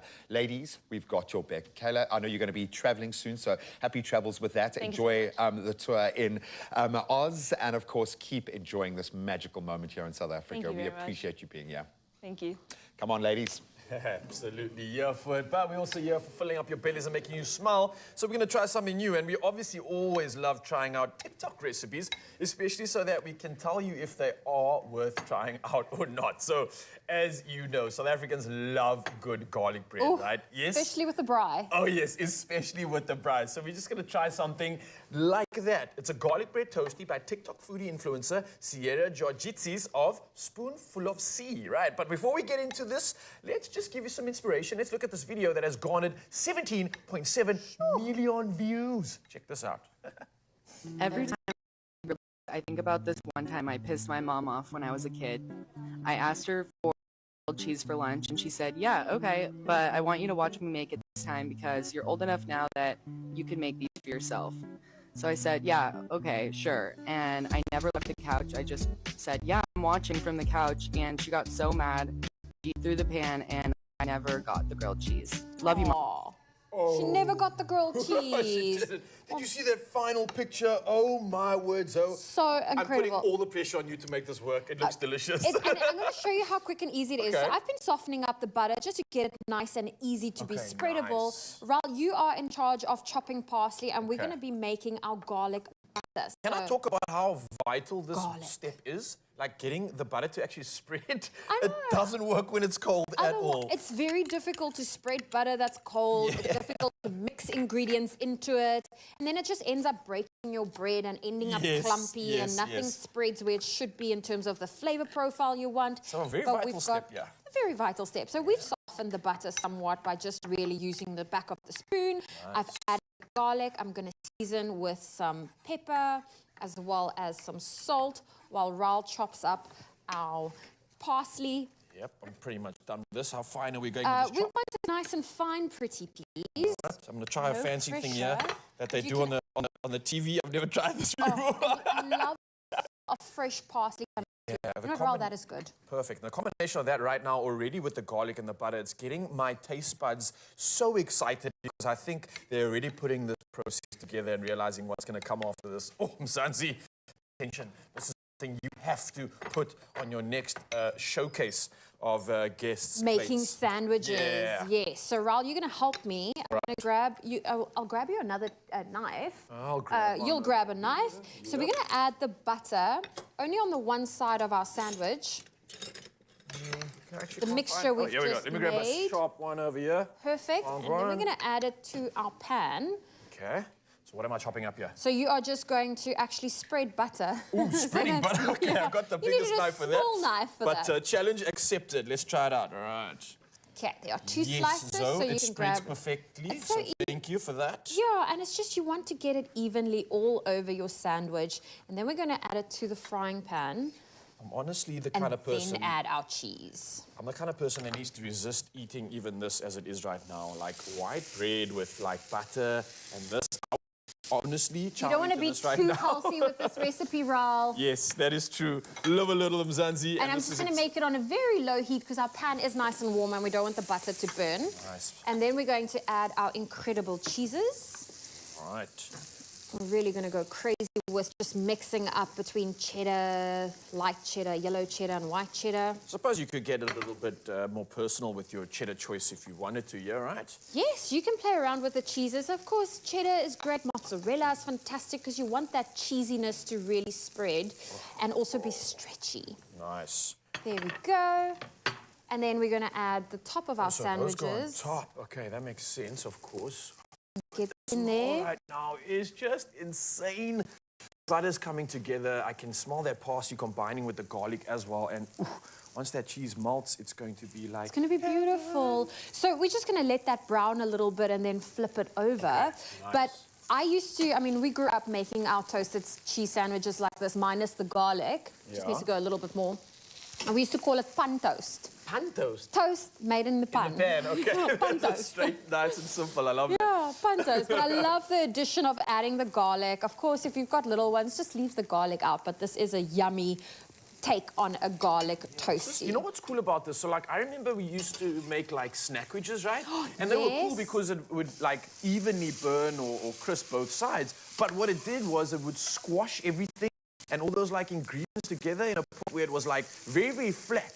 So what I like about this version is that it's kind of still giving that rustic feel. It's not compressing all the beautiful ingredients into like this small little like caked up mix. So you can really like plow through the textures as you bite into it. I think that cheese is going to be so well melted inside. I'm just like picturing the perfect experience. Can you see that? I mean, this is a very unhealthy but delicious sandwich because of all the butter. Look at that. So we're just going to get that to get nice and brown.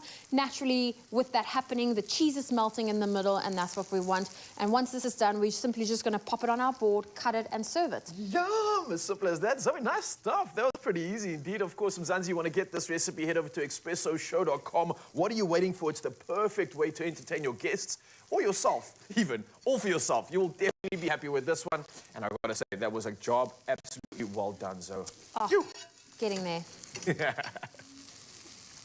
Oh, absolutely magical. Well, to go with that meal, how about a spectacular performance? I can just smell things coming through from the kitchen. We got Gemma Catherine and Jarek Lomas performing in just a moment. An exquisite duet, just like denim on denim, baby. We are going crazy with Woolies and their amazing denim lineup going into a new season just for you. We'll see you in a sec. That smells good, guys. That smells good. Ooh-wee.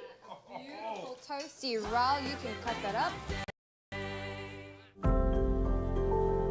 90% of South Africans can't afford to retire. Start saving in a Nedbank Just Invest account. Choose a rate of up to 8.75% and make additional deposits when you have extra money.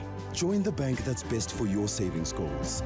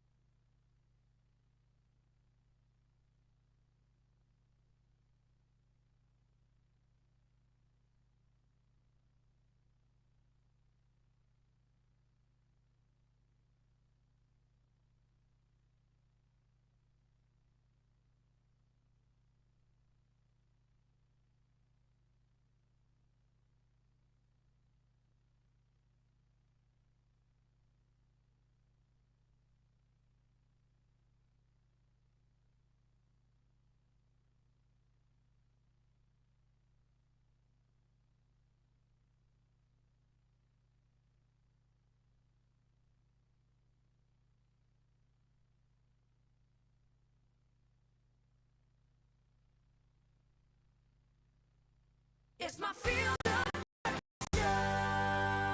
Welcome back. Thank you so much for joining us once again. Let's get excited about denim. It's our go-to fashion staple, and it's been around for good reason. Our favorite closet essential denim. It has been a favorite since the late 1800s. In fact, let's be honest, we all love a good old pair of jeans, or even better, a brand new pair of jeans. And here to take us through their latest jeans is the Woolworths menswear buyer, Huasin Randari. Thank you so much for joining us, and thank you for bringing a spectacular range of denim. And I suppose giving us some insights on how to wear it, because there are so many different ways.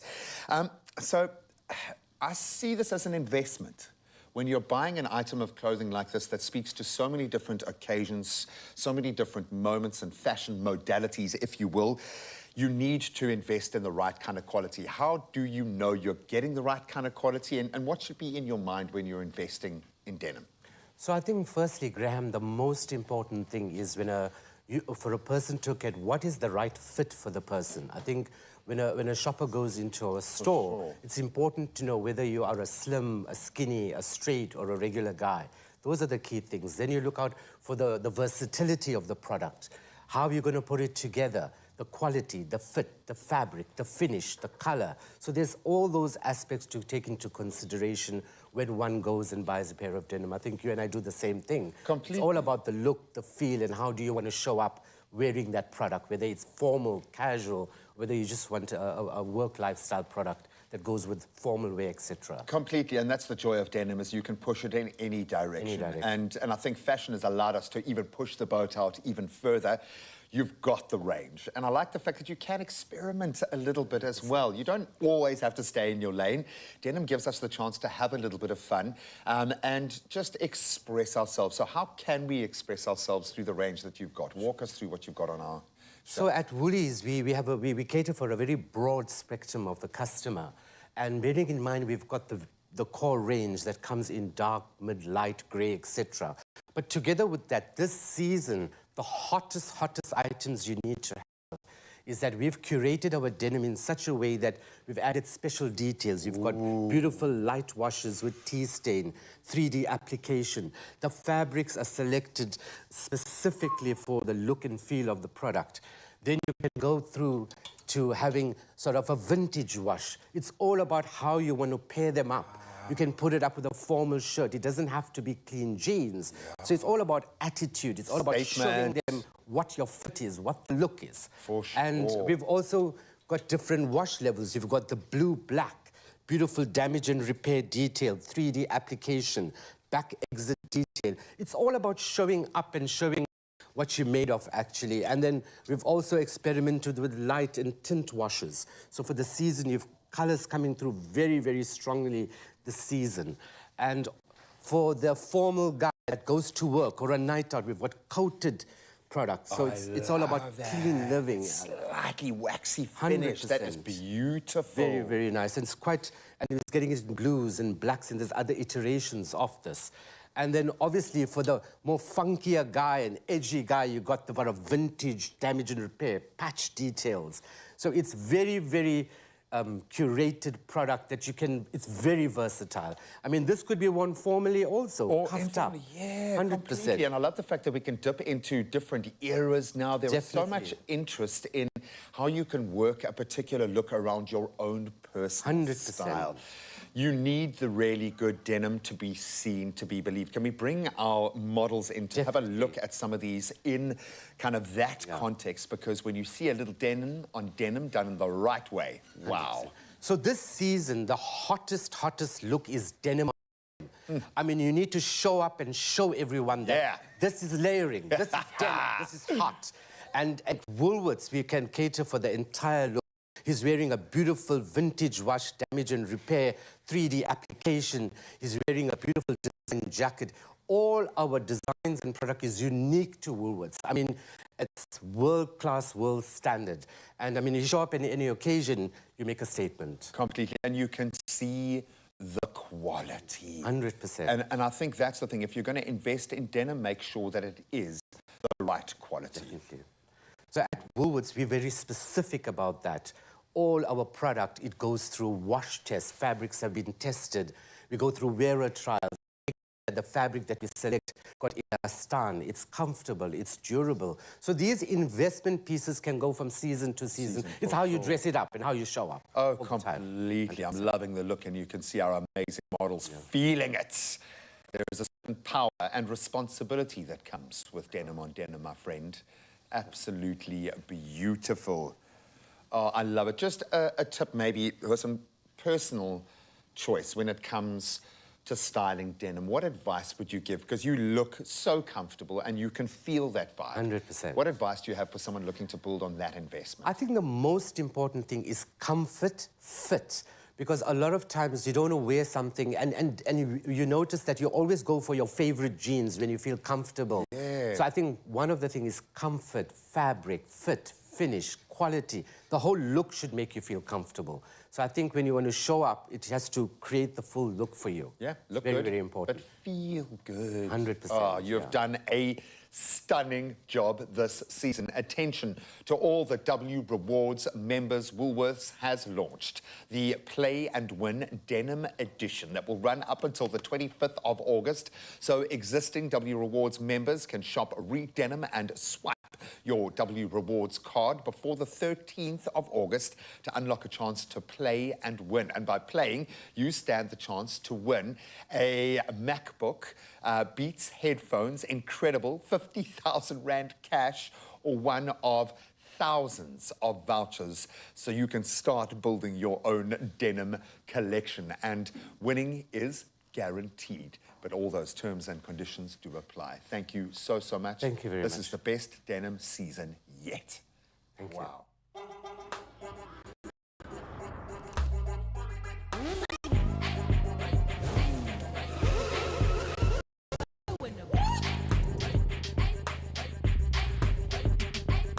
I'm the boss lady, ladies are the boss. My time to shine, no time to get lost. Show them how I, show them how I.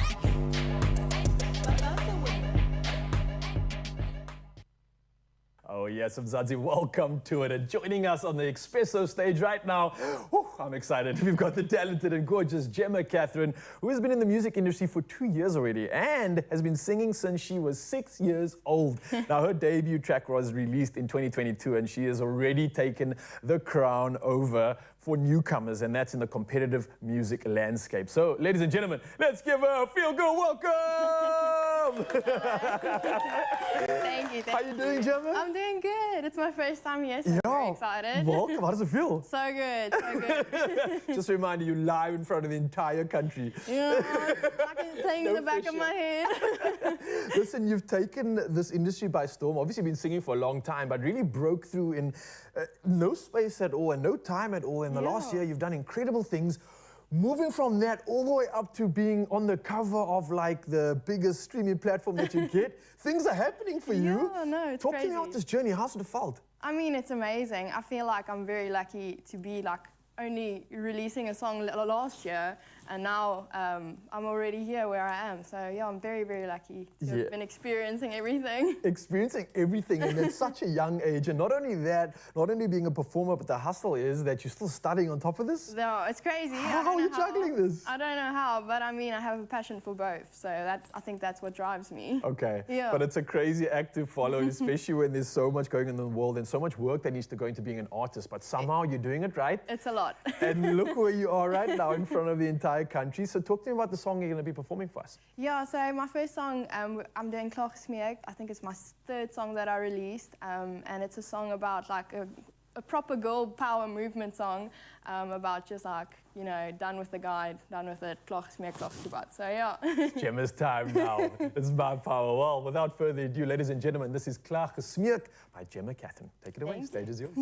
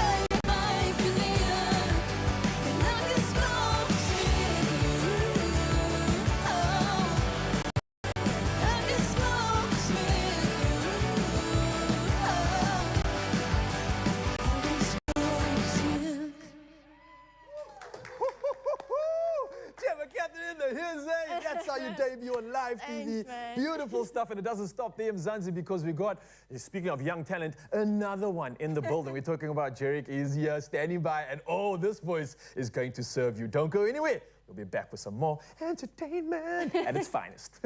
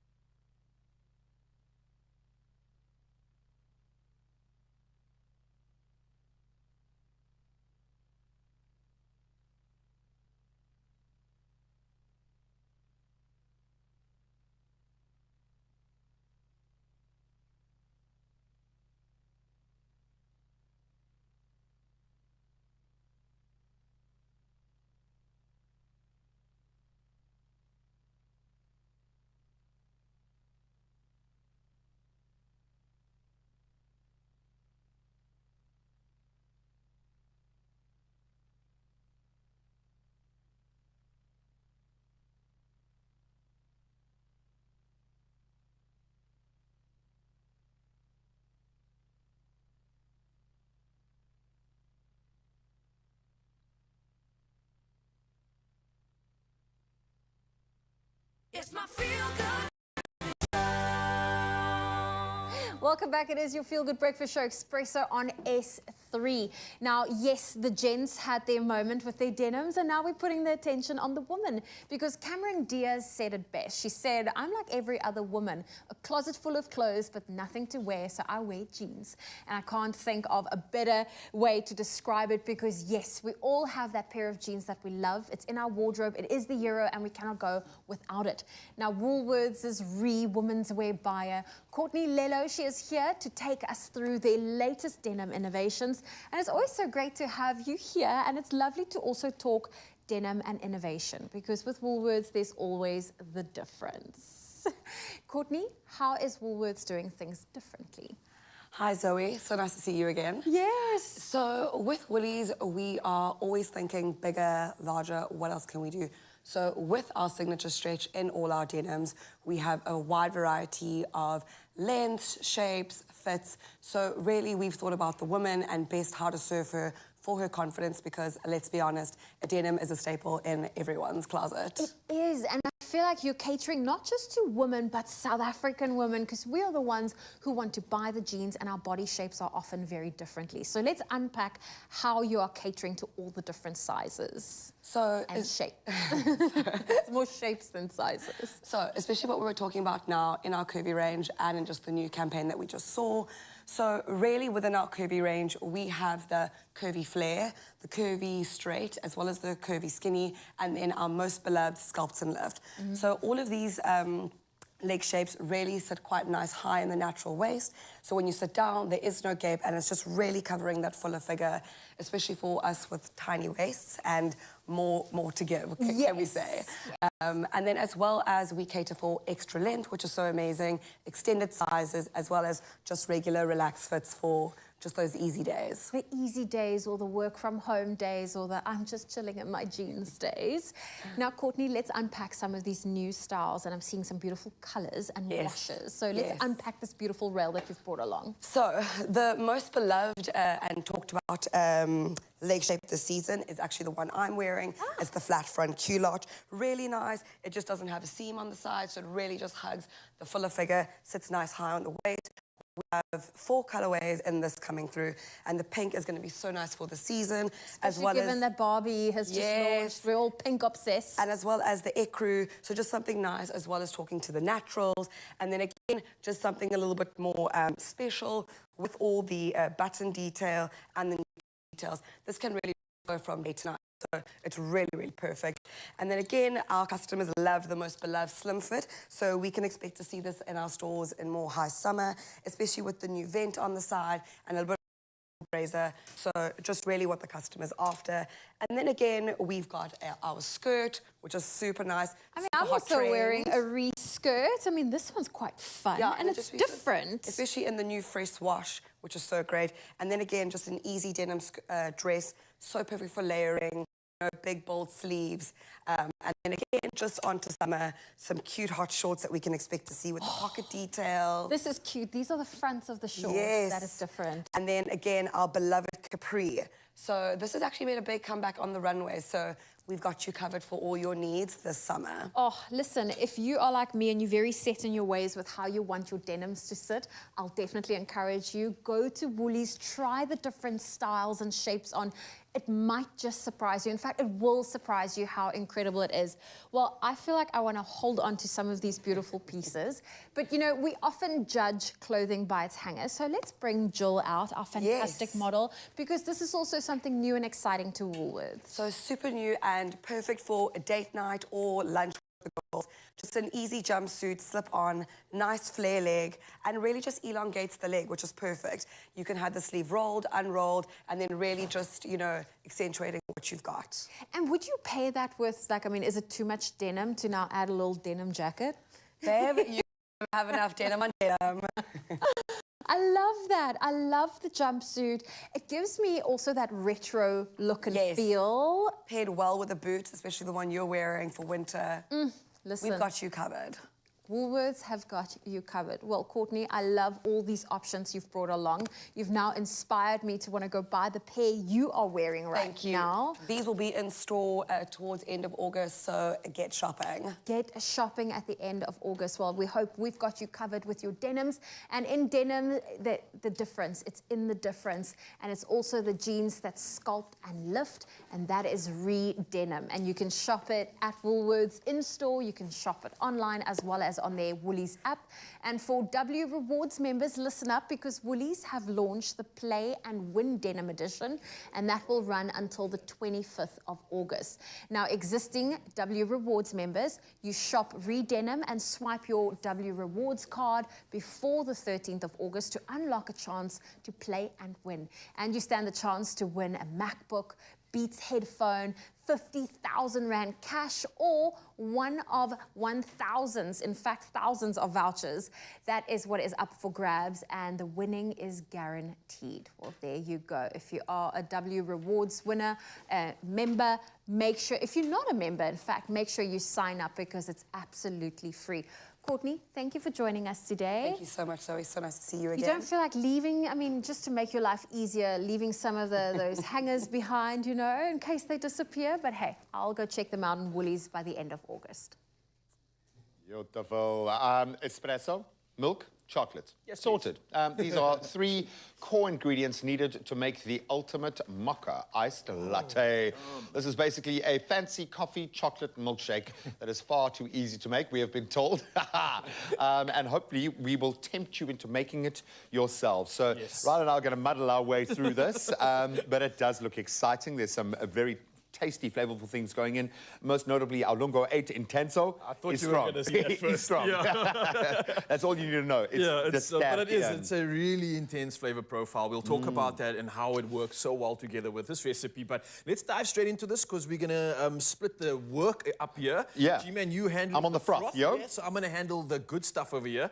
This is really cool. Obviously, we're going to get to the fancy bit now, but let's just start off with the mixture that we're going to create. So we've got some evaporated milk in here. Oh, very so nice. That's just going to go into the mixture. And then we've got also some condensed milk. Okay. I love this stuff. I actually thought that was condensed milk at first. I'm like, no. wow, this is going to pack a punch. Yeah, we're taking it but all the way to the top. I'm glad the condensed milk has made it in, because yesterday Ewan was going on about how he loves just a drop of condensed milk in his strong coffee, and I was thinking, oh my word, why have I not tried that before? Yeah, so I've been obsessing about it. So Ewan, because of you, we are now making this. Okay, I love that. So it's going to balance out the strong coffee flavor as well. Exactly that. So I'll just grab a little spoon here, just mix that all together very simply. And it's really simple because at the same time, obviously we've got all these evaporated milks and everything else, but this is just the beginning, because what we've got in here is our chocolate sort of a sauce that we've got in the bottom. Like a syrup, yeah? It's like a syrup, yeah. And we're really going to get fancy with this and try and like bring the pizzazz. So we've got a milk food froth theater. Yeah, we've got a milk froth in over here. Okay. And how we're going to do this is we're going to try and create like these multiple step levels with the chocolate. Okay, I right? see that the little rings there around. So I'm going to go first. You're going to have your turn. So Go let's for it. just get the camera to see this properly, all right? So I'm Good gonna luck, bring this buddy. to the front and center stage. So what we do is we take the frother, I dip it in the little chocolate over there, okay? Okay, get now your first tier. Ooh, okay. It's maybe a bit too much there. I want that to separate just in case. Now, I found a level. Okay. Keep it at this level and put it Go on. for it. Perfect. And push stop. Yay. Okay, cool. Hey, Now how we do that powerful again. do you feel right now, my friend? I was scared, actually. That was really So while you nerve-wracking. continue to do your beautiful little ringlets, I love that. I'm going to start working on the froth here. So we've got some cocoa powder. I've got my 2 tablespoons of sugar, okay, which is going to really help it get the right kind of texture. I've got, I'm going to pop in 2 tablespoons of, we're going with the Jacob's Gold. Was it supposed to be 1 and you're just doing 2 because I know you love this stuff? Or was it supposed to be No, 2? it is actually 2, okay? Okay. This is a coffee lover's recipe, okay? You can add more if you want, I suppose.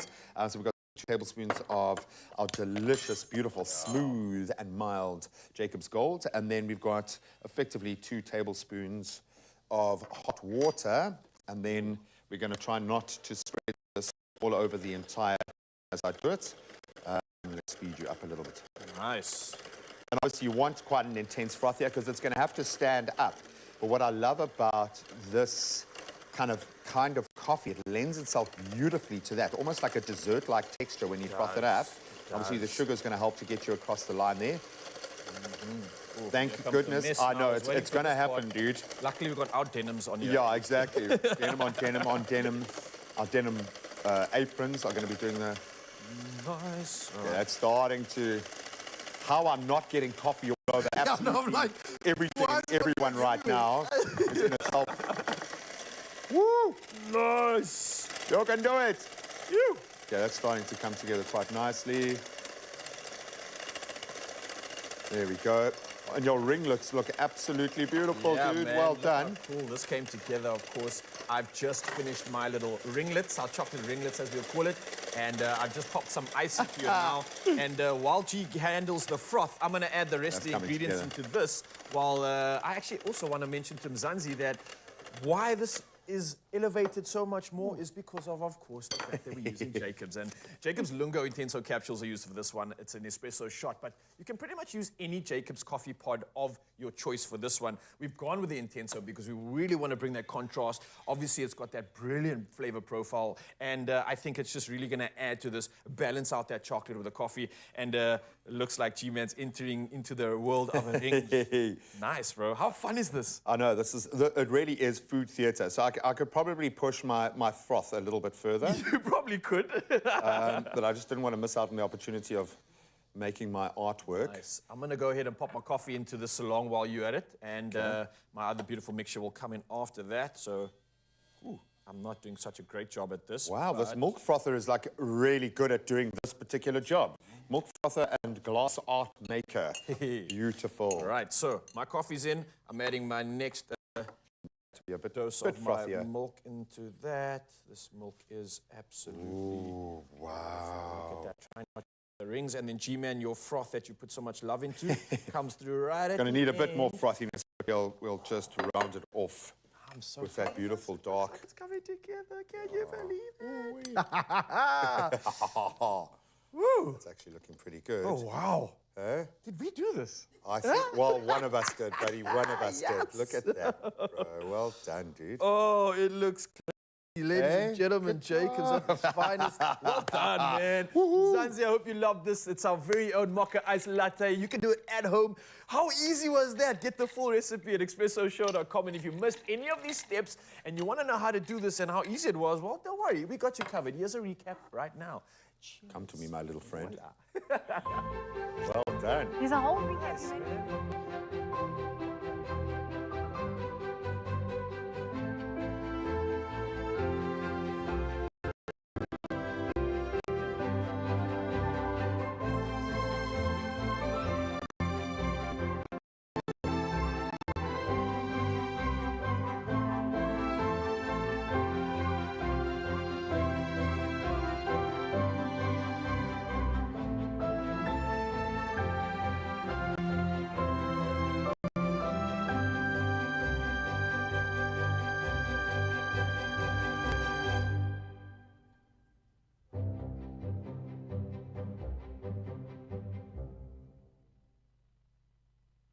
A world full of intense aromas and velvety smooth cream, protected by a premium aluminium capsule.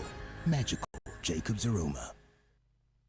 Oh, gents, I hope you made one for me as well, because that looks amazing. Well, we're going to take a quick break on your Feel Good Breakfast show. Why don't you go refill your coffee cups? Because when we get back, we're going to take a look at some of the must-have laptops that you can... Oh, thank you, Ryle. Ask and I shall receive. Oh, Just look how beautiful this is. I love it. Well, we're going to be looking at laptops that are must-haves for 2023. And we're going to have some coffee and cake. We're going to be making a Clement Gold cake that you do not want to miss out on. That and a whole lot more still on its way. Thank you, Ryle. What do you think? What do you think? Oh, it's yummy.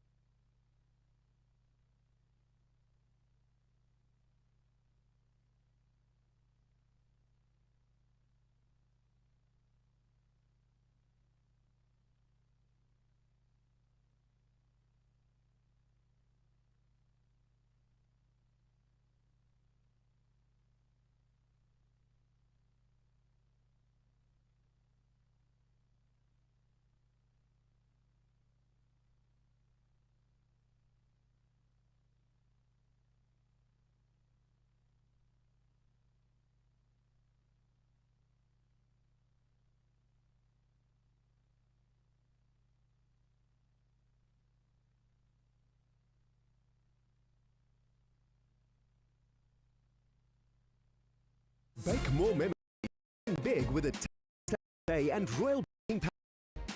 Watch the show Tuesday evening at 7 and enter a viewer competition by creating your unique own baked theme using Royal Baking Powder. The competition post on social media using hashtag #TheTastemasterSA and stand the chance of winning a KitchenAid stand mixer and more every week. Unleash your creativity with the Tastemaster SA and Royal Baking Powder. We'll see you in the Taste Master kitchen. It's my feel good. Oh, yes, Mzansi, welcome back at your Feel Good Breakfast Show. Of course, we are diving straight into it right now with official duties, and it's just gone 3 minutes past 8 o'clock. So, starting off with national news headlines, Police Minister Becky Cele has confirmed the arrests of more than 20 suspected illegal miners in Riverlea, Johannesburg. Now, this after earlier protest action in the area. Now, there's been an increase in criminal activity due to illegal miners operating in the area, which led to protests by residents on Monday after the discovery of 5 bodies of suspected illegal miners. Now, police have linked the killings to a shootout between 2 rival groups of illegal miners. Now, soldiers have since been deployed in the area to restore law and order. Now, sticking to national headlines, the Council of Northwest University has summarily suspended face-to-face classes until further notice. Now, this after the majority of students who are funded by the National Students Financial Aid Scheme, otherwise known as NSFAS, didn't receive their monthly allowance for a third party that has been given the responsibility of distributing the funds. Now, the council says it acknowledges the students' frustrations and the impact that the delays have on beneficiaries and the academic program. Now, meanwhile, chaos erupted in Pretoria CBD yesterday afternoon when students and police clashed during a protest over the NSFAS defunding crisis. Well, from a local and national headlines, we head over to international news. Now, Rwandan President Paul Kagame has appointed his daughter to a key position on his office. Now, Anga Kagame, 29 years old, has become Deputy Executive Director in charge of the Strategy and Policy Council, according to a statement after a cabinet meeting chaired by Kagame on Tuesday. Now, Ms. Kagame has been working in the President's office as a senior policy analyst since 2019 and holds degrees in political science and international affairs from U.S. universities. Now, 2 of President Kagame's other children also held positions in government. And former U.S. President Donald Trump has been indicted for his attempts to overturn the 2020 election. Now, the 3rd time in 4 months that he's been criminally charged.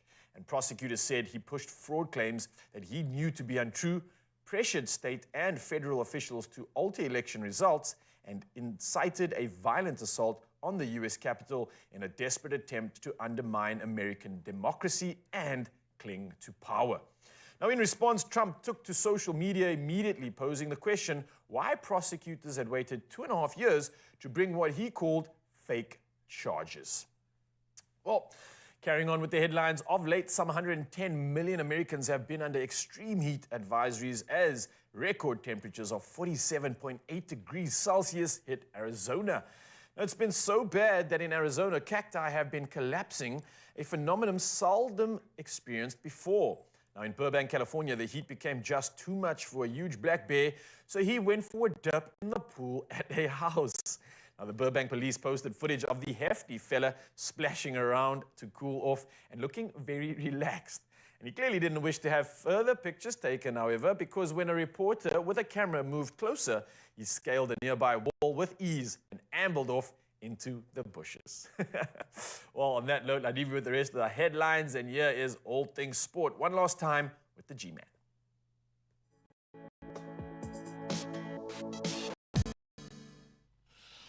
Exhilarating, my friend. Let's start there with netball. And the Netball World Cup match at the Cape Town International Convention Centre last night was exactly that. The Proteas battling out against New Zealand to a thrilling 48-all draw.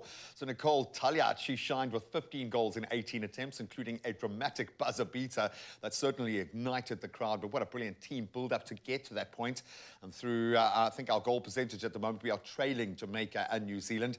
The Proteas do still have a slim hope for the semi-finals, but we've got to get through Uganda in our Pool G clash later today at 4 o'clock and hope some other results go our way, but we are backing you 100%. Now, if you needed the inspiration, ladies, let's look to our other ladies' national team. And it was Thembi Kgatlana's injury time goal that propelled Banyana to a momentous 3-2 victory against Italy in their FIFA Women's World Cup Group G clash in Wellington yesterday. So this historic win has now advanced them to the knockout rounds for the first time. In fact, for any of our national footballing teams. And that's where they'll compete against Netherlands. So Coach Des Ellis, she hailed this achievement as a significant milestone for the country's sports, showcasing South Africa's growth on the global stage since our last World Cup appearance just 4 years ago. Banyana's clash against the Netherlands is coming this Sunday. And then we stay with footballing news, and Italian football legend Gianluigi Buffon has officially retired from football at the age of 45. So over his remarkable 28-year career, Buffon achieved numerous milestones for both club and country. Notably, he won just a small matter of 10 Serie A titles with Juventus, his home, I think, a League One title with Paris Saint-Germain, and of course lifted the World Cup in 2006 for his country. Revered as one of the finest goalkeepers in history, undoubtedly Buffon concluded his amazing journey at Parma, where the journey began. And that was despite injury challenges in his last season. Now, speaking of legends, Hashim Amla, the former Proteas captain and renowned batsman, has got a new gig. He has joined the DP World Lions as their new batting coach. So his 3-year partnership with the team will involve close collaboration with head coach Russell Domingo, offering expertise across all 3 formats of the game where he's had success. Amla's illustrious career includes being honoured as one of the Wisden Cricketers of the Year back in 2013, and we absolutely love him. So congratulations on the new role. And that's where we leave our sport. Good luck to the Proteas ladies. Good luck to Banyana, and of course the Springboks in their prep game against Argentina tomorrow. But that's where we leave the sport. Let's see how the roads are looking.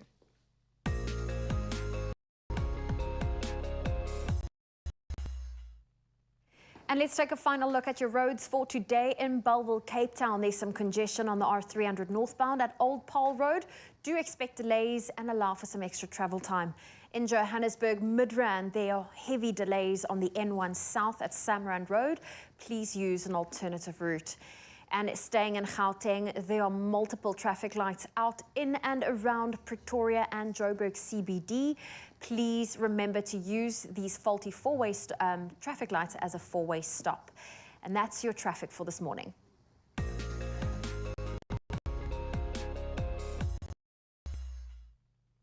And on that note, let's take a final look at your temperatures for your Thursday morning, starting off in Limpopo.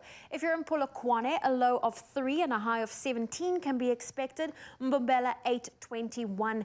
In Gauteng, Pretoria, your low is 4, your high 18. Johannesburg 2 with a high of 16. Mahikeng 2.19, Klerksdorp 1 with a high of 19. If you're in Kimberley, 3 is your low, 20 your high. Bloemfontein -2 with a high of 19.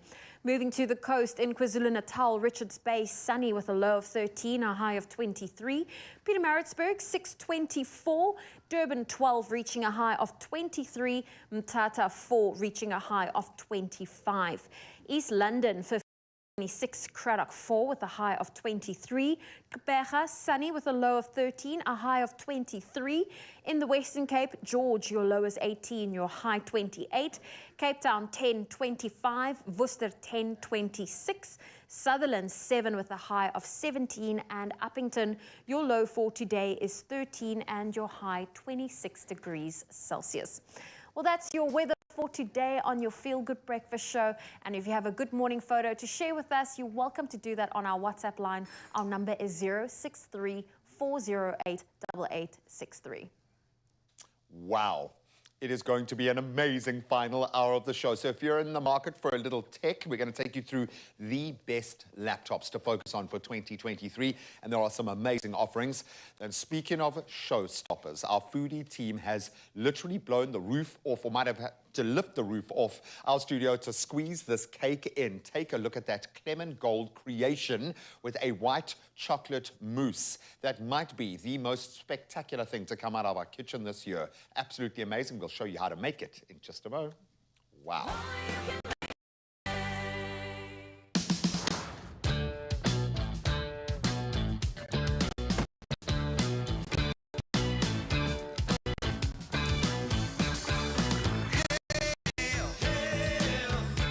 Jacobs 3-in-1, the perfect combination of coffee, milk, and sugar. Jacobs, the magic aroma.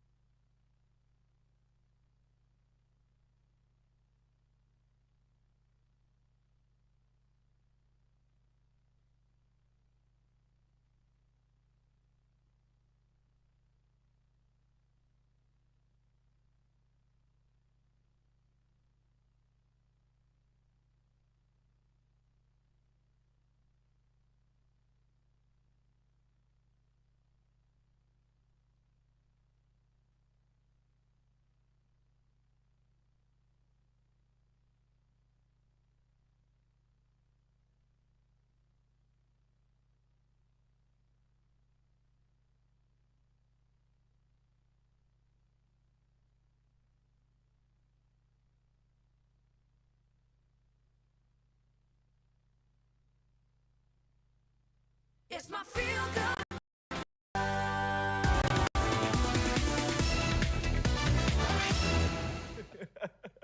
Oh, man, we are loving connecting with one of our favorites. And we're going to take a bit of a techie focus right now. And it's not every day that you buy a new laptop. Not every year, I think, that you buy a new laptop. So we totally understand the importance of finding the perfect fit for you, whether it's used to find recipes, maybe writing reports to meet those big deadlines, or simply just to watch the latest season of your favorite show, which is perfectly okay. Knowing what you're going to buy and why is important. It really is. This is a big decision. So we brought in the big guns. Yes, the big G. Ron Hines is here. He's here to chat about the hype around top laptops for 2023 and a guide to help us all when it comes to the overall features we are looking for and the things to look out for. In the spot, my friend. Am I like the big G? Yeah, you are the big G now, man. The OG. Whoa. The OG, yeah. Listen, buddy, I hate to say it, when it comes to tech, we kind of do need you to be that. Okay. And I noticed you looking at us quite like judgmentally there, like you were trying to sum up what kind of laptop users we are. So Yeah. Maybe that's a good place to start. It's because not every laptop user, like every laptop, is the same, because we're all different. We need different outcomes here. So what kind of laptop users are in the landscape? Yeah, so a lot of people, when they buy a laptop, need to understand why they're buying a laptop. And there's always a couple of reasons. The first one, obviously, is work. Yeah. I think having a work laptop is super important. You need something that you can take around with you, and you need something that can do the job properly. So depending on your work, you've got to make sure that you've got the right laptop that meets the requirements. Yeah, the specs that meet the requirements. Then, of course, there's the gamer.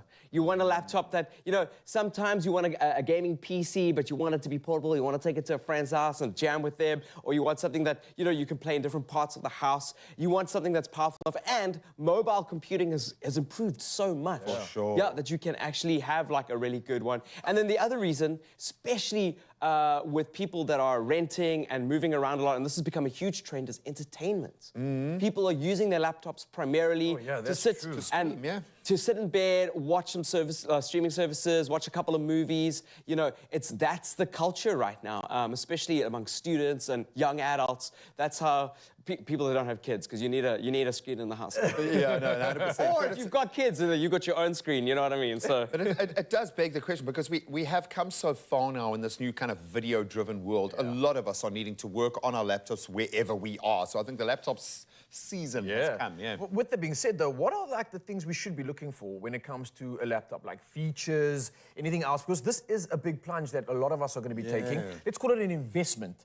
What are we looking out for, and what should we be looking out for when it comes to these? What's the playbook? Yeah. So there are Game have got some amazing things that are happening right now. So they've got this amazing campaign called Electronics Mania, and there's a bunch of notebooks and laptops that kind of have the whole spectrum, so that you kind of meet whatever you need. So what I recommend doing is also just stepping into a game store and having a look for yourself, and actually asking a salesperson. They've got really helpful people there to run you through a couple of these things.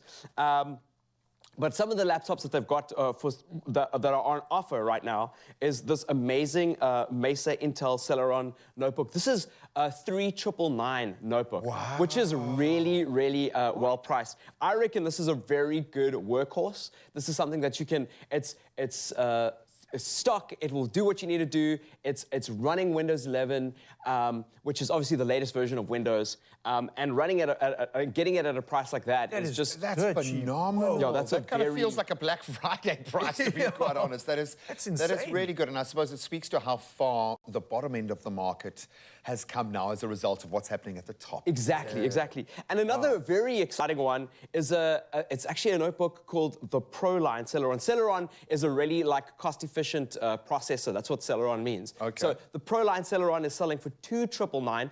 Proline, in fact, I'll just let you know, this is a local company. So it's very cool that Game are stocking Proline, which is really cool. And it's really well spec'd for that price, obviously. For sure. I mean, I don't know what you're going to get for $2,999 these days in the computing world, but to have I thought you could get a phone for $2,999, bro. Let's be honest here, man. That's phenomenal. So that's really cool. That's running Windows 10, and obviously, you're able to, do what you need to do, and do some schoolwork, do your I was going to say, because now so many schools are operating our laptop schools, our tablet schools, and that means that we need to make it more accessible. Yes. completely. I get that. Now, if we want to spend a bit more? Yeah, no. So if you want to spend a bit more, maybe you're gaming a little bit and you want something that's got a little bit more horsepower. A bit more oomph. Yeah, a bit more oomph. There's a great HP. I'm a huge Ryzen fan, so Ryzen is the process here. So there's an HP Ryzen for 5999. This has got a 256 gig SSD, which means that it's a solid state drive. So it's got a very fast hard drive and 4 gigs of RAM, and obviously the Ryzen 3 processor, which I really like. And for 5999, that's a really, really great price. And obviously HP is a very well-known, recognized brand. And if you like HP, they've got another one called the HP Core i3 4 gigabit. So it's got 4 gigabits of RAM. It's got the Core i3, so it's got an Intel processor instead of a Ryzen processor. Okay. And you're looking at a 7999 on that one. But also that really amazing hard drive. A hard drive like that, like if you bought that for a desktop PC, you're going to pay you pay a large percentage of that price just for that hard drive. Just for the hard drive itself. Okay. So yeah, I mean that's an incredible price. And then if you want to spend like pretty much like the top of the range in this spectrum right now, it's like 9999, and you're going to get an Asus i5, so much better processor than that i3. Jeez, 8 gigabytes of RAM, double the RAM, yeah. Wow. And 512 gigs of hard drive space. Remember, when you're buying a hard drive space, take note of that. It is very important.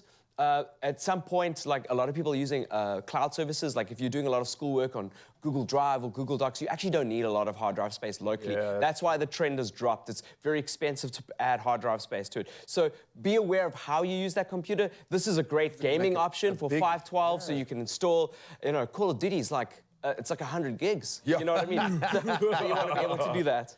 I love how you framed all of this within the gaming context, but I love it. And I'm going to reiterate this notion of we get to benefit at the bottom from what's happening at the top. Yeah. So I love the fact that this technology seems to be a lot more kind of, there's a lot more parity across the board, which is fantastic.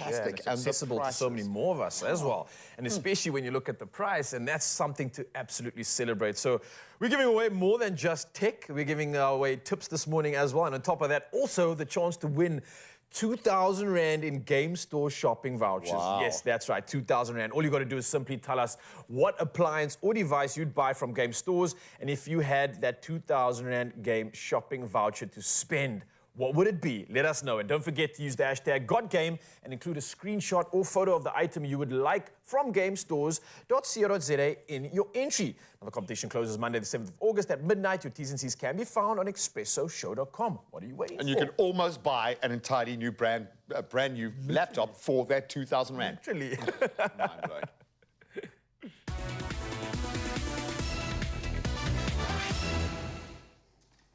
Oh, well, we are in the kitchen and I have the lovely Penny with me, who is a product developer and content creator.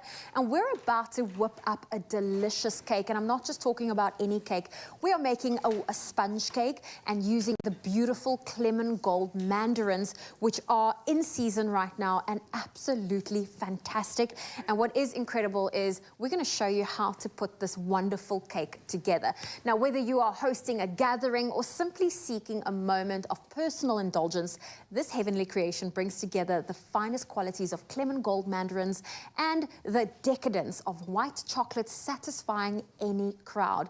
Now, Penny's in the kitchen to show us how to make this Clement Gold cake with a white chocolate mousse topped with caramel crunch. I am so excited for this. So delicious. Exactly. You're coming here, now obviously we're doing this for TV. We're not going to have time to assemble this, but we're going to do all of the different components and just show you how easy it is. So should we start off with the sponge? All right, so let's start off with the sponge. So we've got our butter in here. And we're just going to cream this. We're going to cream it, but we're going to add sugar to it. And just really get in there. Yeah, until it's light. And it's always it's sometimes a two-man job, or you just need a bowl that doesn't slip. Yeah. Doing good over there, all right. We're going to cream that for us. Exactly. And we want a 3-tier cake, so you'll obviously preheat your oven. Yes, preheat it to 180 degrees. And then you've got your baking tins over here. You're going to line with paper. And once you've got your batter that's done, you're going to pour it into your 3 tinned, and you put it into your oven. Oh, For fantastic. 25 to 30 minutes. Okay, so I'm still creaming our sugar and our butter, but we've got our dry ingredients here. We've got our flour, our baking powder, and sugar. Can I go ahead and add our vanilla essence? You're gonna add your vanilla essence, and then what I'll do for you, I've got the flour over here. I've got baking powder. I've got salt. And then we're just gonna add the eggs one by one. Yeah, correct. I'm gonna add the eggs. Slowly but surely, really getting that creaminess going. So while you're doing that, so you got the mixture, the dry ingredients, and you've got your milk. I'm gonna make the sauce, the Clement Gold sauce. Oh, and we are using the most beautiful Clement Gold mandarins. Now, they have a perfect flavor balance with just the right levels of sweetness and zesty acidity that one could expect from citrus. 100%. And we all know that Clement Gold mandarins go so well with vanilla. Like, the pairing is so delicious. Okay, so we're gonna make the sauce. We've already got Clement Gold that's peeled over here. So what you can do, there's two techniques. You can either cut it like that. Slice it into, what would you call those? Like little flowers. Little flowers, exactly. They do look like flowers. You could either do that, or we can segment our Clement Gold. So you cut the front part off, you cut the back part off. And what we're gonna do now is that we're going to remove the skin as well as the pith. The reason why we're moving the pith is because it gives a bit of flavor. And what we want, yeah, it does. So what we want is the juicy Clement Gold that is in the center over here. Okay.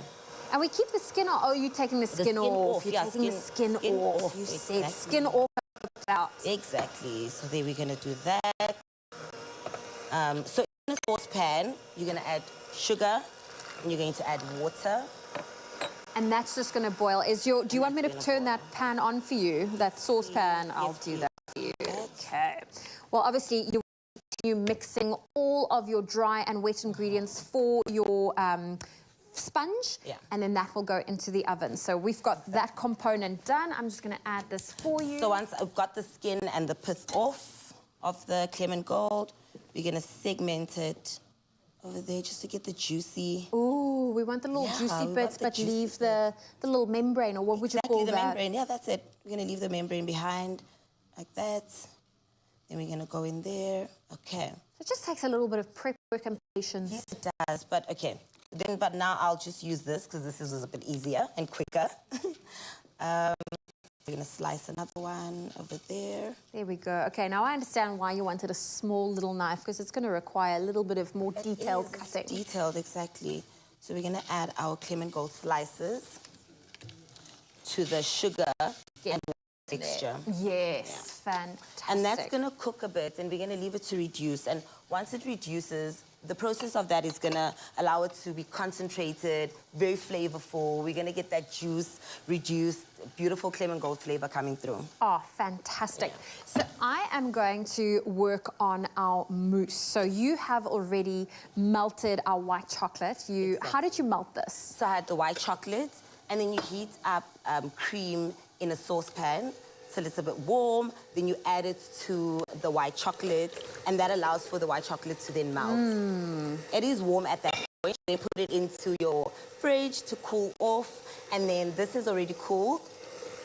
And now we're simply adding our icing sugar. You add your icing sugar, and you're gonna whisk it until it's nice and fluffy, as it is on the cake over there. Oh, I love how all these different elements are coming together. We have got, we're pretending, this is pretend baking right now because we have our beautiful finished product. Exactly. But I'm so excited that you're using the Clement Gold mandarins, because the brand really has since expanded into a gold range of citrus, including lemon gold seedless lemons, honey gold, and navel gold. And before assembling your cake, it really is important that you make sure that each of the different components that we've just shown you has cooled completely to avoid any melting or layers sliding. Correct, that's right. Yeah. Okay, so we've got our sauce over here that's cooking. I'm gonna add a bit of this, bit of more Clement Gold. And what you can also do is, if you want to be more zesty, you can actually use the zest of the Clement Gold and add that to your sauce. It adds a beautiful flavor as well. Definitely add that Clement bold zest to it. I mean, we want to pack as much flavor into this recipe as possible. And if you've loved this recipe as much as we loved making the different components and you want to taste it for yourself, why don't you head on over to expressoshow.com to get the full recipe, get the list of ingredients that you need. Of course, our hero ingredient being these beautiful Clement Gold mandarins, and that recipe is available on our website, expressoshow.com.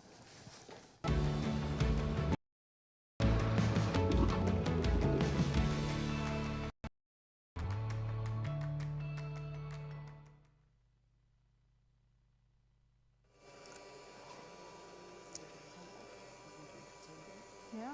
Oh, well, you are still with us, so we are just going to be finishing off our cake.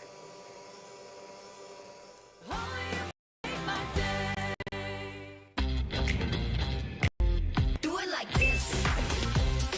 Get it, move it, own it. Do it like this. Bespoke.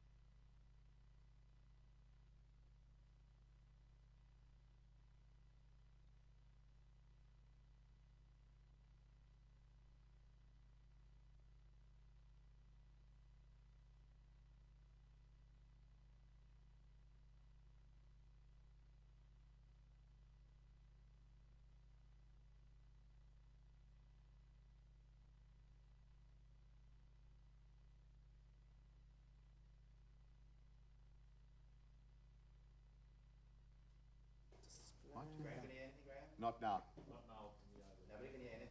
No, I can hear frequency, which means my comms are working. There we go. There we go. Oh, there we go. I can hear them. It's winning.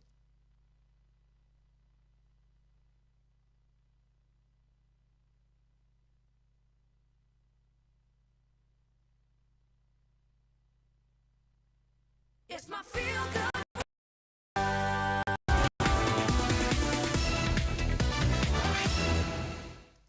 Welcome back. Now, last year's game was the first retailer in South Africa to join the metaverse on Roblox. And this year, they're coming back for more with Season 2 launching tomorrow. And when we are talking games, we have to bring our gaming guru, Grant Hines, into studio to chat and explain to the two of us how this game mixes South African culture and the fantastical in a challenge to race around the downtown city neighborhood.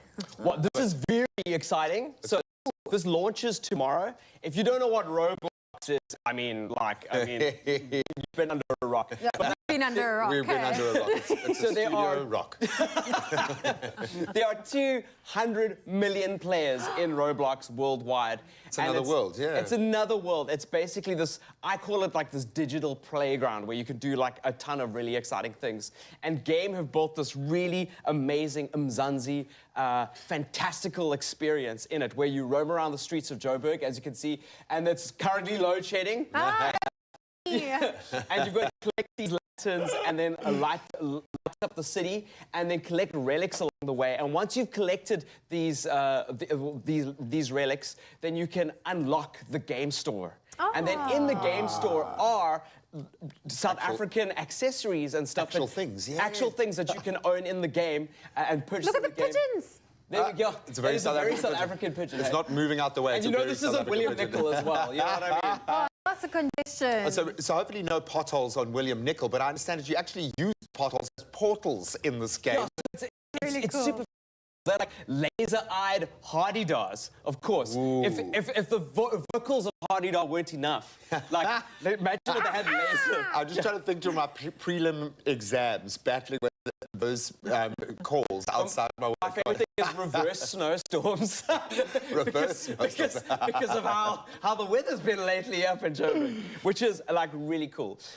So it's such a cool idea and it's such a great initiative by Game. And if you have family members and kids in the family or just into gaming and want to experience South Africa in a game, this is a great way to do it. And of course, all these local Mzansi relics and stuff are also made by South Africans in the game, and you can use them across the platform on Roblox, which is very cool. So we really are properly in the metaverse now. I love that. So who is this game for? What age would you recommend? This is for everybody, to be honest. Like, this is a game that's created for everybody in mind. I highly recommend if you are a parent and you want to play with your kids, this is a great way to sit down and play with your kids.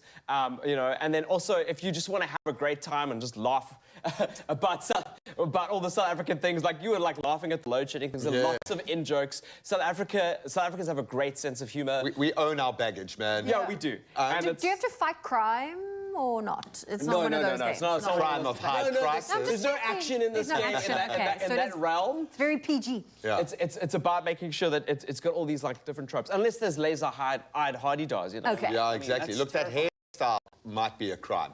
Might be a crime from the 90s. I mean, I want to talk about you, Grant. Yeah, Like, exactly. I've got to add here, because there's something quite special about this from Game's perspective. To play in this space is quite a thing. And I know it's not their first outing, but why is this such a clever partnership or foray for Game, do you think?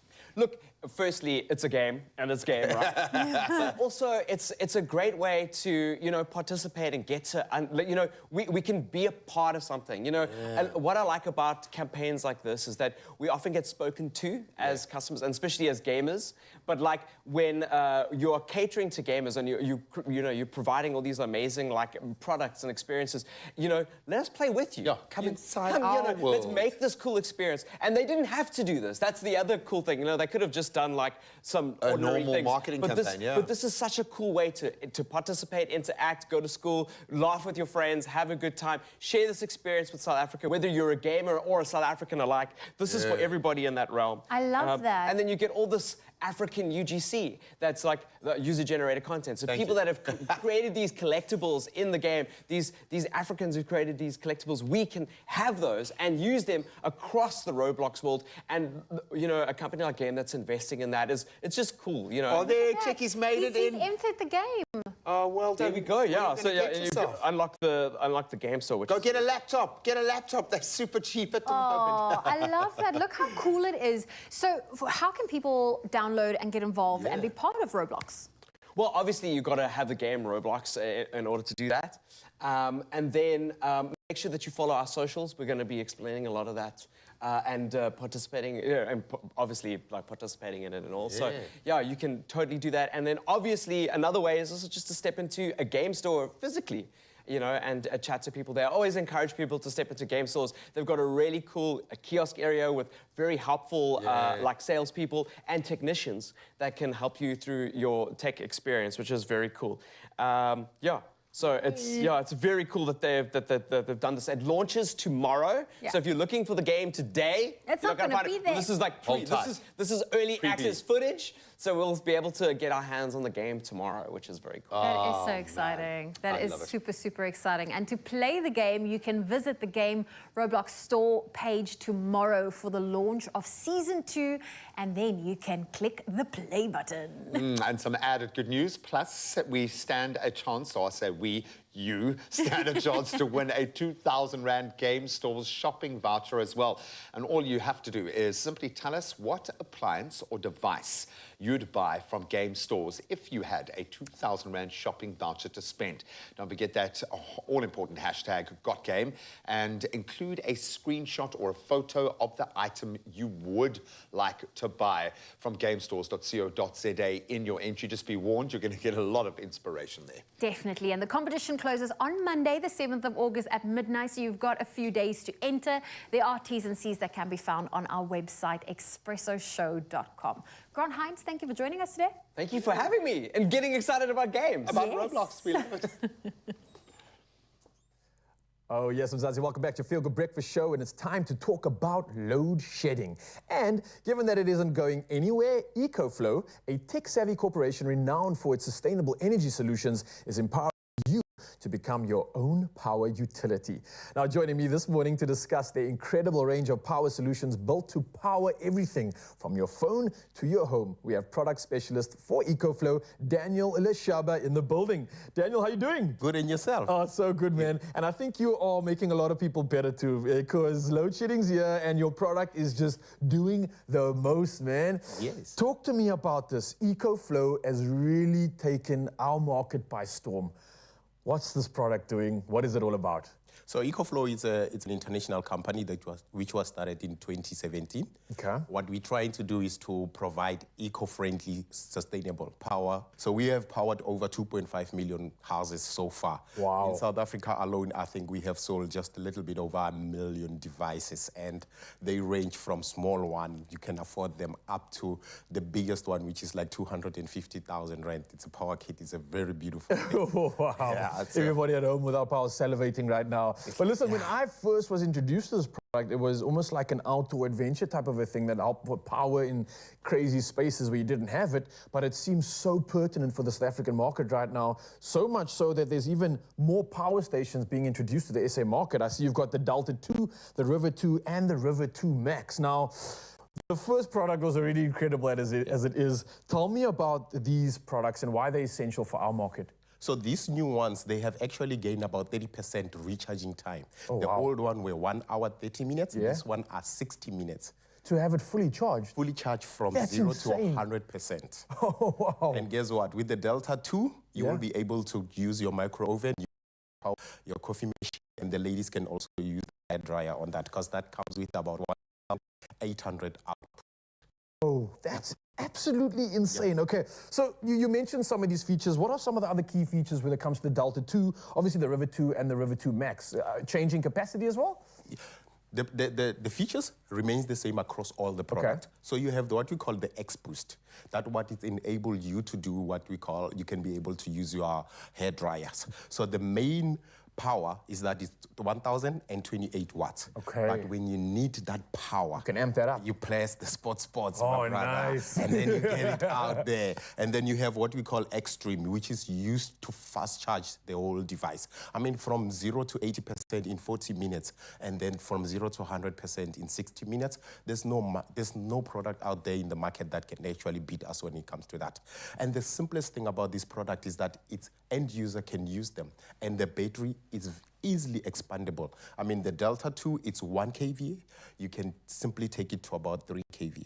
So you can upgrade the capacity of it. Yes, and the cable Wow. is easy. It's a plug and play. The same way you plug your USB on your computer is the same way you're going to plug and expand your battery. Oh man, it's like Lego almost, man. That's incredible. Yes. Okay, Yes. so clearly this is definitely going to help the South African market when it comes to load shedding, right? Yes. I mean, you're providing all the solutions that we need. Have you found this to be like the be all and end all? Because all my friends, everyone I speak to, they have at least one of these devices somewhere in the home and they're using it. Is this the same for your guys? Obviously, from the seller's point of view, is this what it's really being utilized for?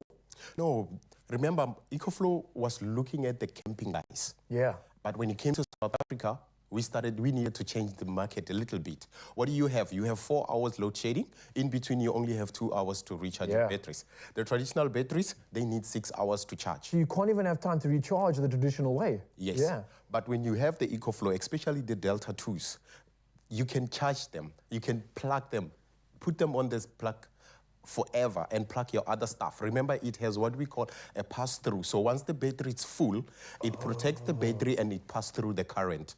So you use it as a UPS.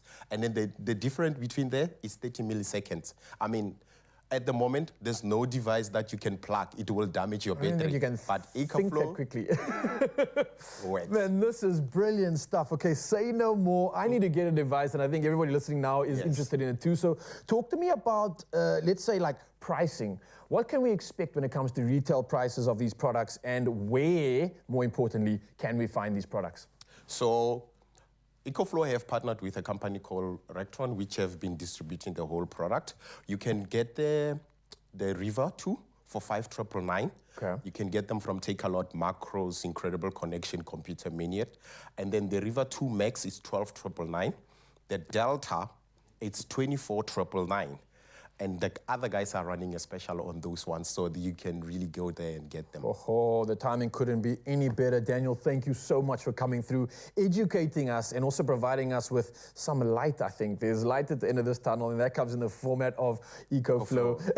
And you know that you have a peace of mind for the next 5 years, because it comes with about 3,000 cycles on that one. Man, so you brilliant. are sorted. This is an investment. Yes. This is something we all need. So if you can get involved and forget load shedding and power up your household with the EcoFlow Delta 2 River 2 Max portable power stations. And you can purchase them from authorized dealers across South Africa or directly from their website at za.ecoflow.com. What are you waiting for? Power up.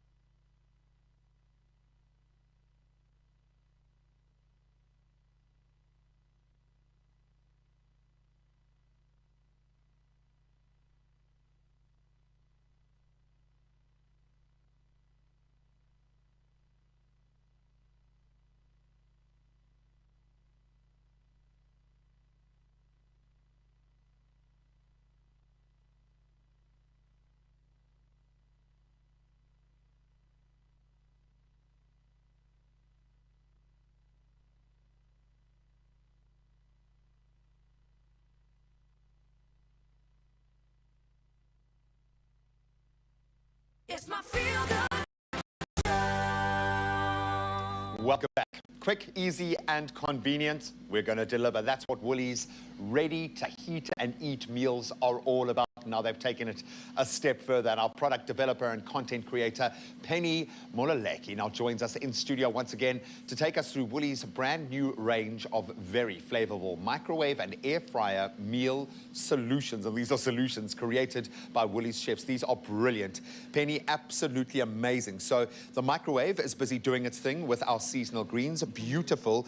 I love the fact that we have taken convenience to an entirely other level right now. How excited are you about the convenience? I'm so excited about these meals. They're so convenient, they're quick, they're easy. I mean, all you do is that you put it in your microwave or your air fryer and it's ready in less than 10 minutes. It's absolutely amazing. Our microwave is just, I didn't want to abandon you. Come to me, my little friend. So we've got our gorgeous greens here with a little bit of something else thrown into the mix. Exactly. Absolutely And beautiful. I mean, these meals are also really perfect for load shedding. I mean, we all know that notification that you get 55 minutes to load shedding. You know, and all you're craving is a delicious meal. Grab one of these. As I said, air fryer, microwave, less than 10 minutes, you've got a meal. Oh, and that looks beautiful. So talk me through what's in our seasonal greens here, because we've zhuzhed it up a little bit, and I've got some beautiful basil pesto that I'm going to be adding to the mix. So the seasonal greens, so this was in the microwave for 3 minutes. We've got courgettes in there, we've got green beans in there. So, okay, you're tossing that into your bowl. And then over here, we've got a sachet of basil pesto. Wow. Drizzle that over your seasonal greens. I Baby potato as well. And that's the perfect accompaniment to your roast on a Sunday. You can have it as a meat-free Monday option, or you can have it, I mean, any other day. Yeah, and this is normally something that would take quite a lot of prep time. Exactly. And it kind of speaks to a big, fulfilling, healthy, hearty meal. Normally these kind of quick fix meals, you think, oh, you're just getting a little bit of the nutritional value and more of the convenience. This more so. Now, the air fryer is working hard, and here, the fact that we're using both the microwave and the air fryer together, magic. What's inside, people have been saying, is the nicest thing I've ever tasted. Yes, no, it is very delicious, I must say. So inside of here, we've got crumb chicken, and we're going to pair that with grains and butternut. So that's a complete meal, and then we're going to top it with aioli. So I'll plate that for us. This is very, very zhuzh. I love the fact that you can really explore your flavors. You can, and this feels very South African in terms of the flavor palette as well. But the fact that you can have the air fryer and the microwave operating at the same time, you're cooking a meal that would normally take about an hour in 10, 12 minutes. Exactly, and these meals serve two, so they're good for two people. And from my personal experience, it really fills up 2 plates so well. So you walk away from this meal so satisfied, so happy. Whoa, look at that. We've got our...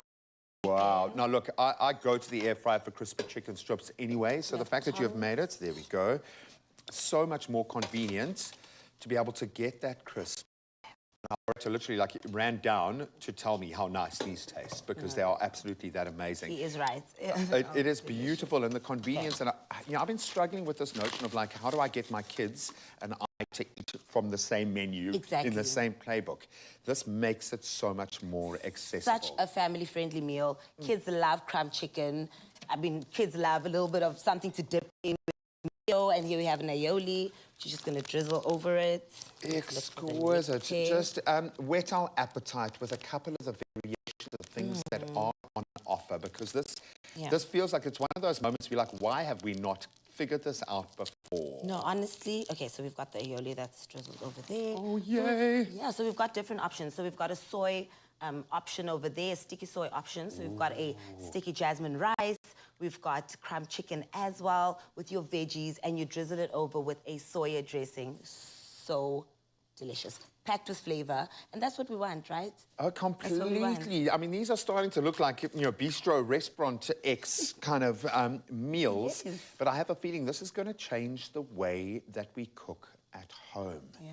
It is. It really is going to change the way that we cook at home, because honestly, this is convenience. We just want something that's quick and easy. When you get back from work in the afternoon or close to evening. You just want something quick, you know, that's not going to take a lot of effort. But that's still going to deliver the nutritional value. And I think as a parent I can speak, but we all need to be able to enrich ourselves in this way. The fact that you've made food this delicious, this accessible, incredible.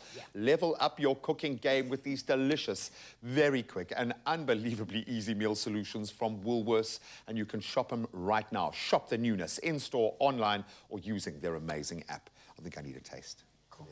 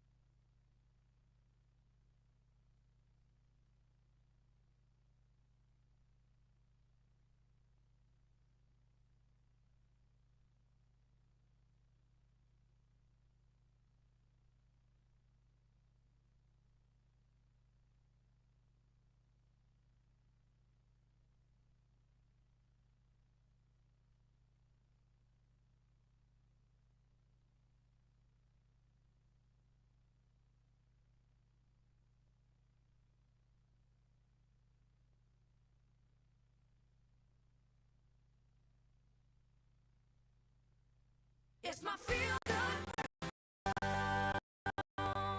Welcome to it of Zanzi, your feel-good breakfast show, and let's elevate the mood right now. Joining us on the Expresso stage this morning to tell us more about his musical journey, the amazingly talented singer and songwriter. We're talking about Jerick Lomas, who has gained particular fame for his hit Bazaruto, which was written by the king of songwriting. I'm talking about Johan Forster. I mean, the bar's been set, so let's give this man a big feel-good welcome! Thank you. How are you, bro? I'm so good. Oh, so good. man. It's lovely to finally be here. Yeah, what does it feel like? It's good. It's intimidating, but I'm enjoying it a lot. You guys are making me feel at home, so nothing to complain about. Dude, it's always exciting for us just to get great talent, and that box has been ticked. Thank you very much. Thank But you so listen, much. what's the journey been like when you established yourself and said, hey, I'm here to make a statement, and you did that? 2016, Bazaruto, with a song like that, wow. You made a statement, and you kind of presented yourself in a unique way. What's the journey been like since that moment, 2016 till now? How have things changed? I think it's quite incredible if I see myself then and now and how I've grown. Being in the industry, 9 to 5 every day, you learn a lot about yourself and about the industry, and it's quite a competitive industry. So you always have to adapt and learn what's happening now, what people like. At that stage, I was a terrible writer. Maybe some people would say I'm still, but I've learned a lot, and working with incredible people like Johan Forster, Christoph Kotze, and the people at the label, they really have elevated my songwriting and just me as a human. Yeah, and you are elevating yourself. I mean, look where you are right now. You've joined in with the Koleska artists, which is insane. That's huge. So that makes you part of the Warner Group. Bro, we've arrived, man. Like, are you aware of what's going on here? Have you taken this moment in? Yeah, I think every now and then I take a step back and just appreciate where I am at the moment, and I'm so blessed. Yeah, clearly that's like a stamp of approval for your talent and everything that you're doing. So, wow, you can run with that. And right now, you're going to do exactly that. What are we performing? I'm going to do Lentekind. It's a song I wrote for my fiancée. Okay. And she's born on the 1st of September, which is Lentedag. Yeah. And I decided to do a song and dedicate it to her. So that's a song I'll be doing. A rare moment, rare beauty, and rare magic. Let's see it unfold right now. Ladies and gentlemen, this is Lentekind by Jerick Lomas. Take it away. Ek weet nie wat om te sê nie, maar jy weet wat ek bedoel. Die winter was nie vir my nie, alleen is dit net te koel. Maar jy het my gevreesde hart gekry, die ys laat smelt. Dis net jy van met die druk van 'n knoppie, die son skyn terug kan bel. Lentekind, sal jy vanaand onder die sterre met my sit? Ons gaan alleen tot môre terug wanneer die wind jy soek om blomme ewe vind. O Lentekind, jy bring 'n lig vir my donker. Uiteindelik kan ek weer sien. Jy help met al my oop wonde en sê ek vrede verdien. O jy het al my pyn en lyding van my skouers afgetel. Dis net jy wat met die druk van 'n knoppie die son skyn terug kan bel. Lentekind, sal jy vanaand onder die sterre met my sit? Ons kan alleen tot môre terug wanneer die wind jy soek om blomme weer lewe vind. O Lentekind, Lentekind, sal jy vanaand onder die sterre met my sit? Ons kan alleen tot môre terug. Another feel-good production.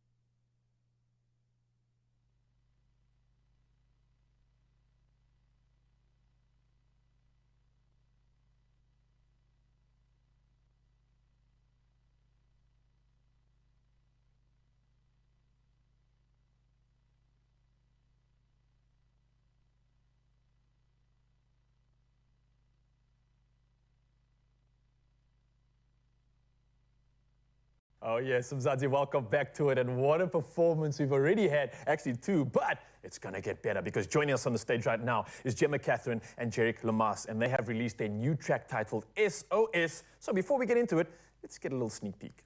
So ek stuur aan my die SOS, skryf my hart hier in 'n SMS. Daar's net wat my hart aan kwes, so op ek kry my SOS. Stuur my rotsyn, kan jy hoor as ek skree? Ek kan voel my bos. Oh, okay, we are hyped. We are ready for it. Clearly, there's a reason why this magic came together. I gotta ask, how did this collab even happen? Where did it all start? Yeah, so I wrote this song, I think last year, October, and like halfway through the songwriting, I like realized it can be a good duet. Yeah. And that's when I asked my producer, Dion D, if he knew anyone that would be cool. And then he said Jerick would be really nice. So we got him, he came and he wrote the awesome bridge. So blessed to have him on one of the songs. I've been a fan of him for like forever. So Oh, nice. yeah, really cool to have him. What's that moment like when you get the call up to say, yo, man, I need your talent on this, pull through? Is that quite an honor? Or what? Yeah, it's obviously a huge honor. Yeah. And it's quite stressful as well. As I told her, I was like, you know, Dion hit me up and I was so excited, but also stressed at the same time, because what if the song isn't good? And how do you react? Yeah. And as soon as I heard it for the first time, I just knew this is awesome. She did an incredible job with the song, and it was a no-brainer for me. Okay. So he's officially not just saying that anymore, just in case you're wondering. I was wondering, but yeah. Listen, both of you together, your energy, it's incredible, but also in your separate sort of spaces, you're doing the most. Jim, I want to find out from you, where can we get more of your music? What else can we expect from you this year? Yeah, so we have a few exciting shows coming up. Okay. In September, I'm going with Jibbels Fantasties and Janie Bay to Amsterdam. We're going Whoa, to have an international! Yeah, so we have a few exciting shows, and of course new music. I think we're always writing, always recording. So new music, but you can always check that out on my socials, Gemma Catherine, on Facebook, Instagram, everywhere. Oh, it's getting flooded right now. Myself, new bro, what can we expect from you? I know magic for sure. Yeah, a lot of shows.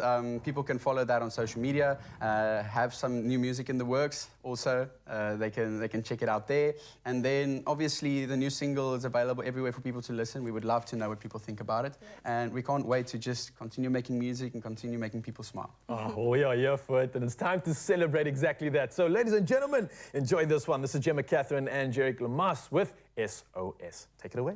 Thank you.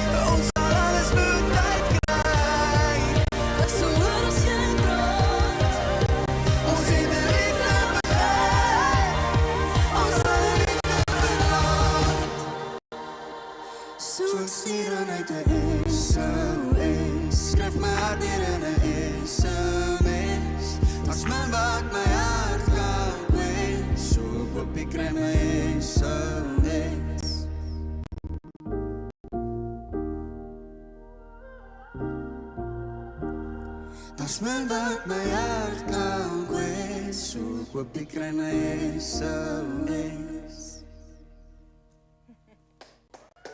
Oh, come on, get out of here. That was way too beautiful. Whoa, Mzansi, you know what I'm talking about. But guys, thank you so much for being a part of this morning, for being a part of the show. You were incredible. Your talent is phenomenal. I can see stardom just everywhere you walk. So thank you for coming through, and I hope you had fun. Oh, so fun. That was good fun. Awesome, thank you It was so much. really good to finally be here after so many years of watching you guys. Yeah. I really was like, I have to come, and finally the call came, so it's such a blessing. Oh, another massive box ticked in your incredible career. So I wish you nothing but the best for your future. And for you, Mzansi, I hope you enjoyed that. Let us know. And if you want more of them, you can find them online. For yeah, let's head to the rest of the magic.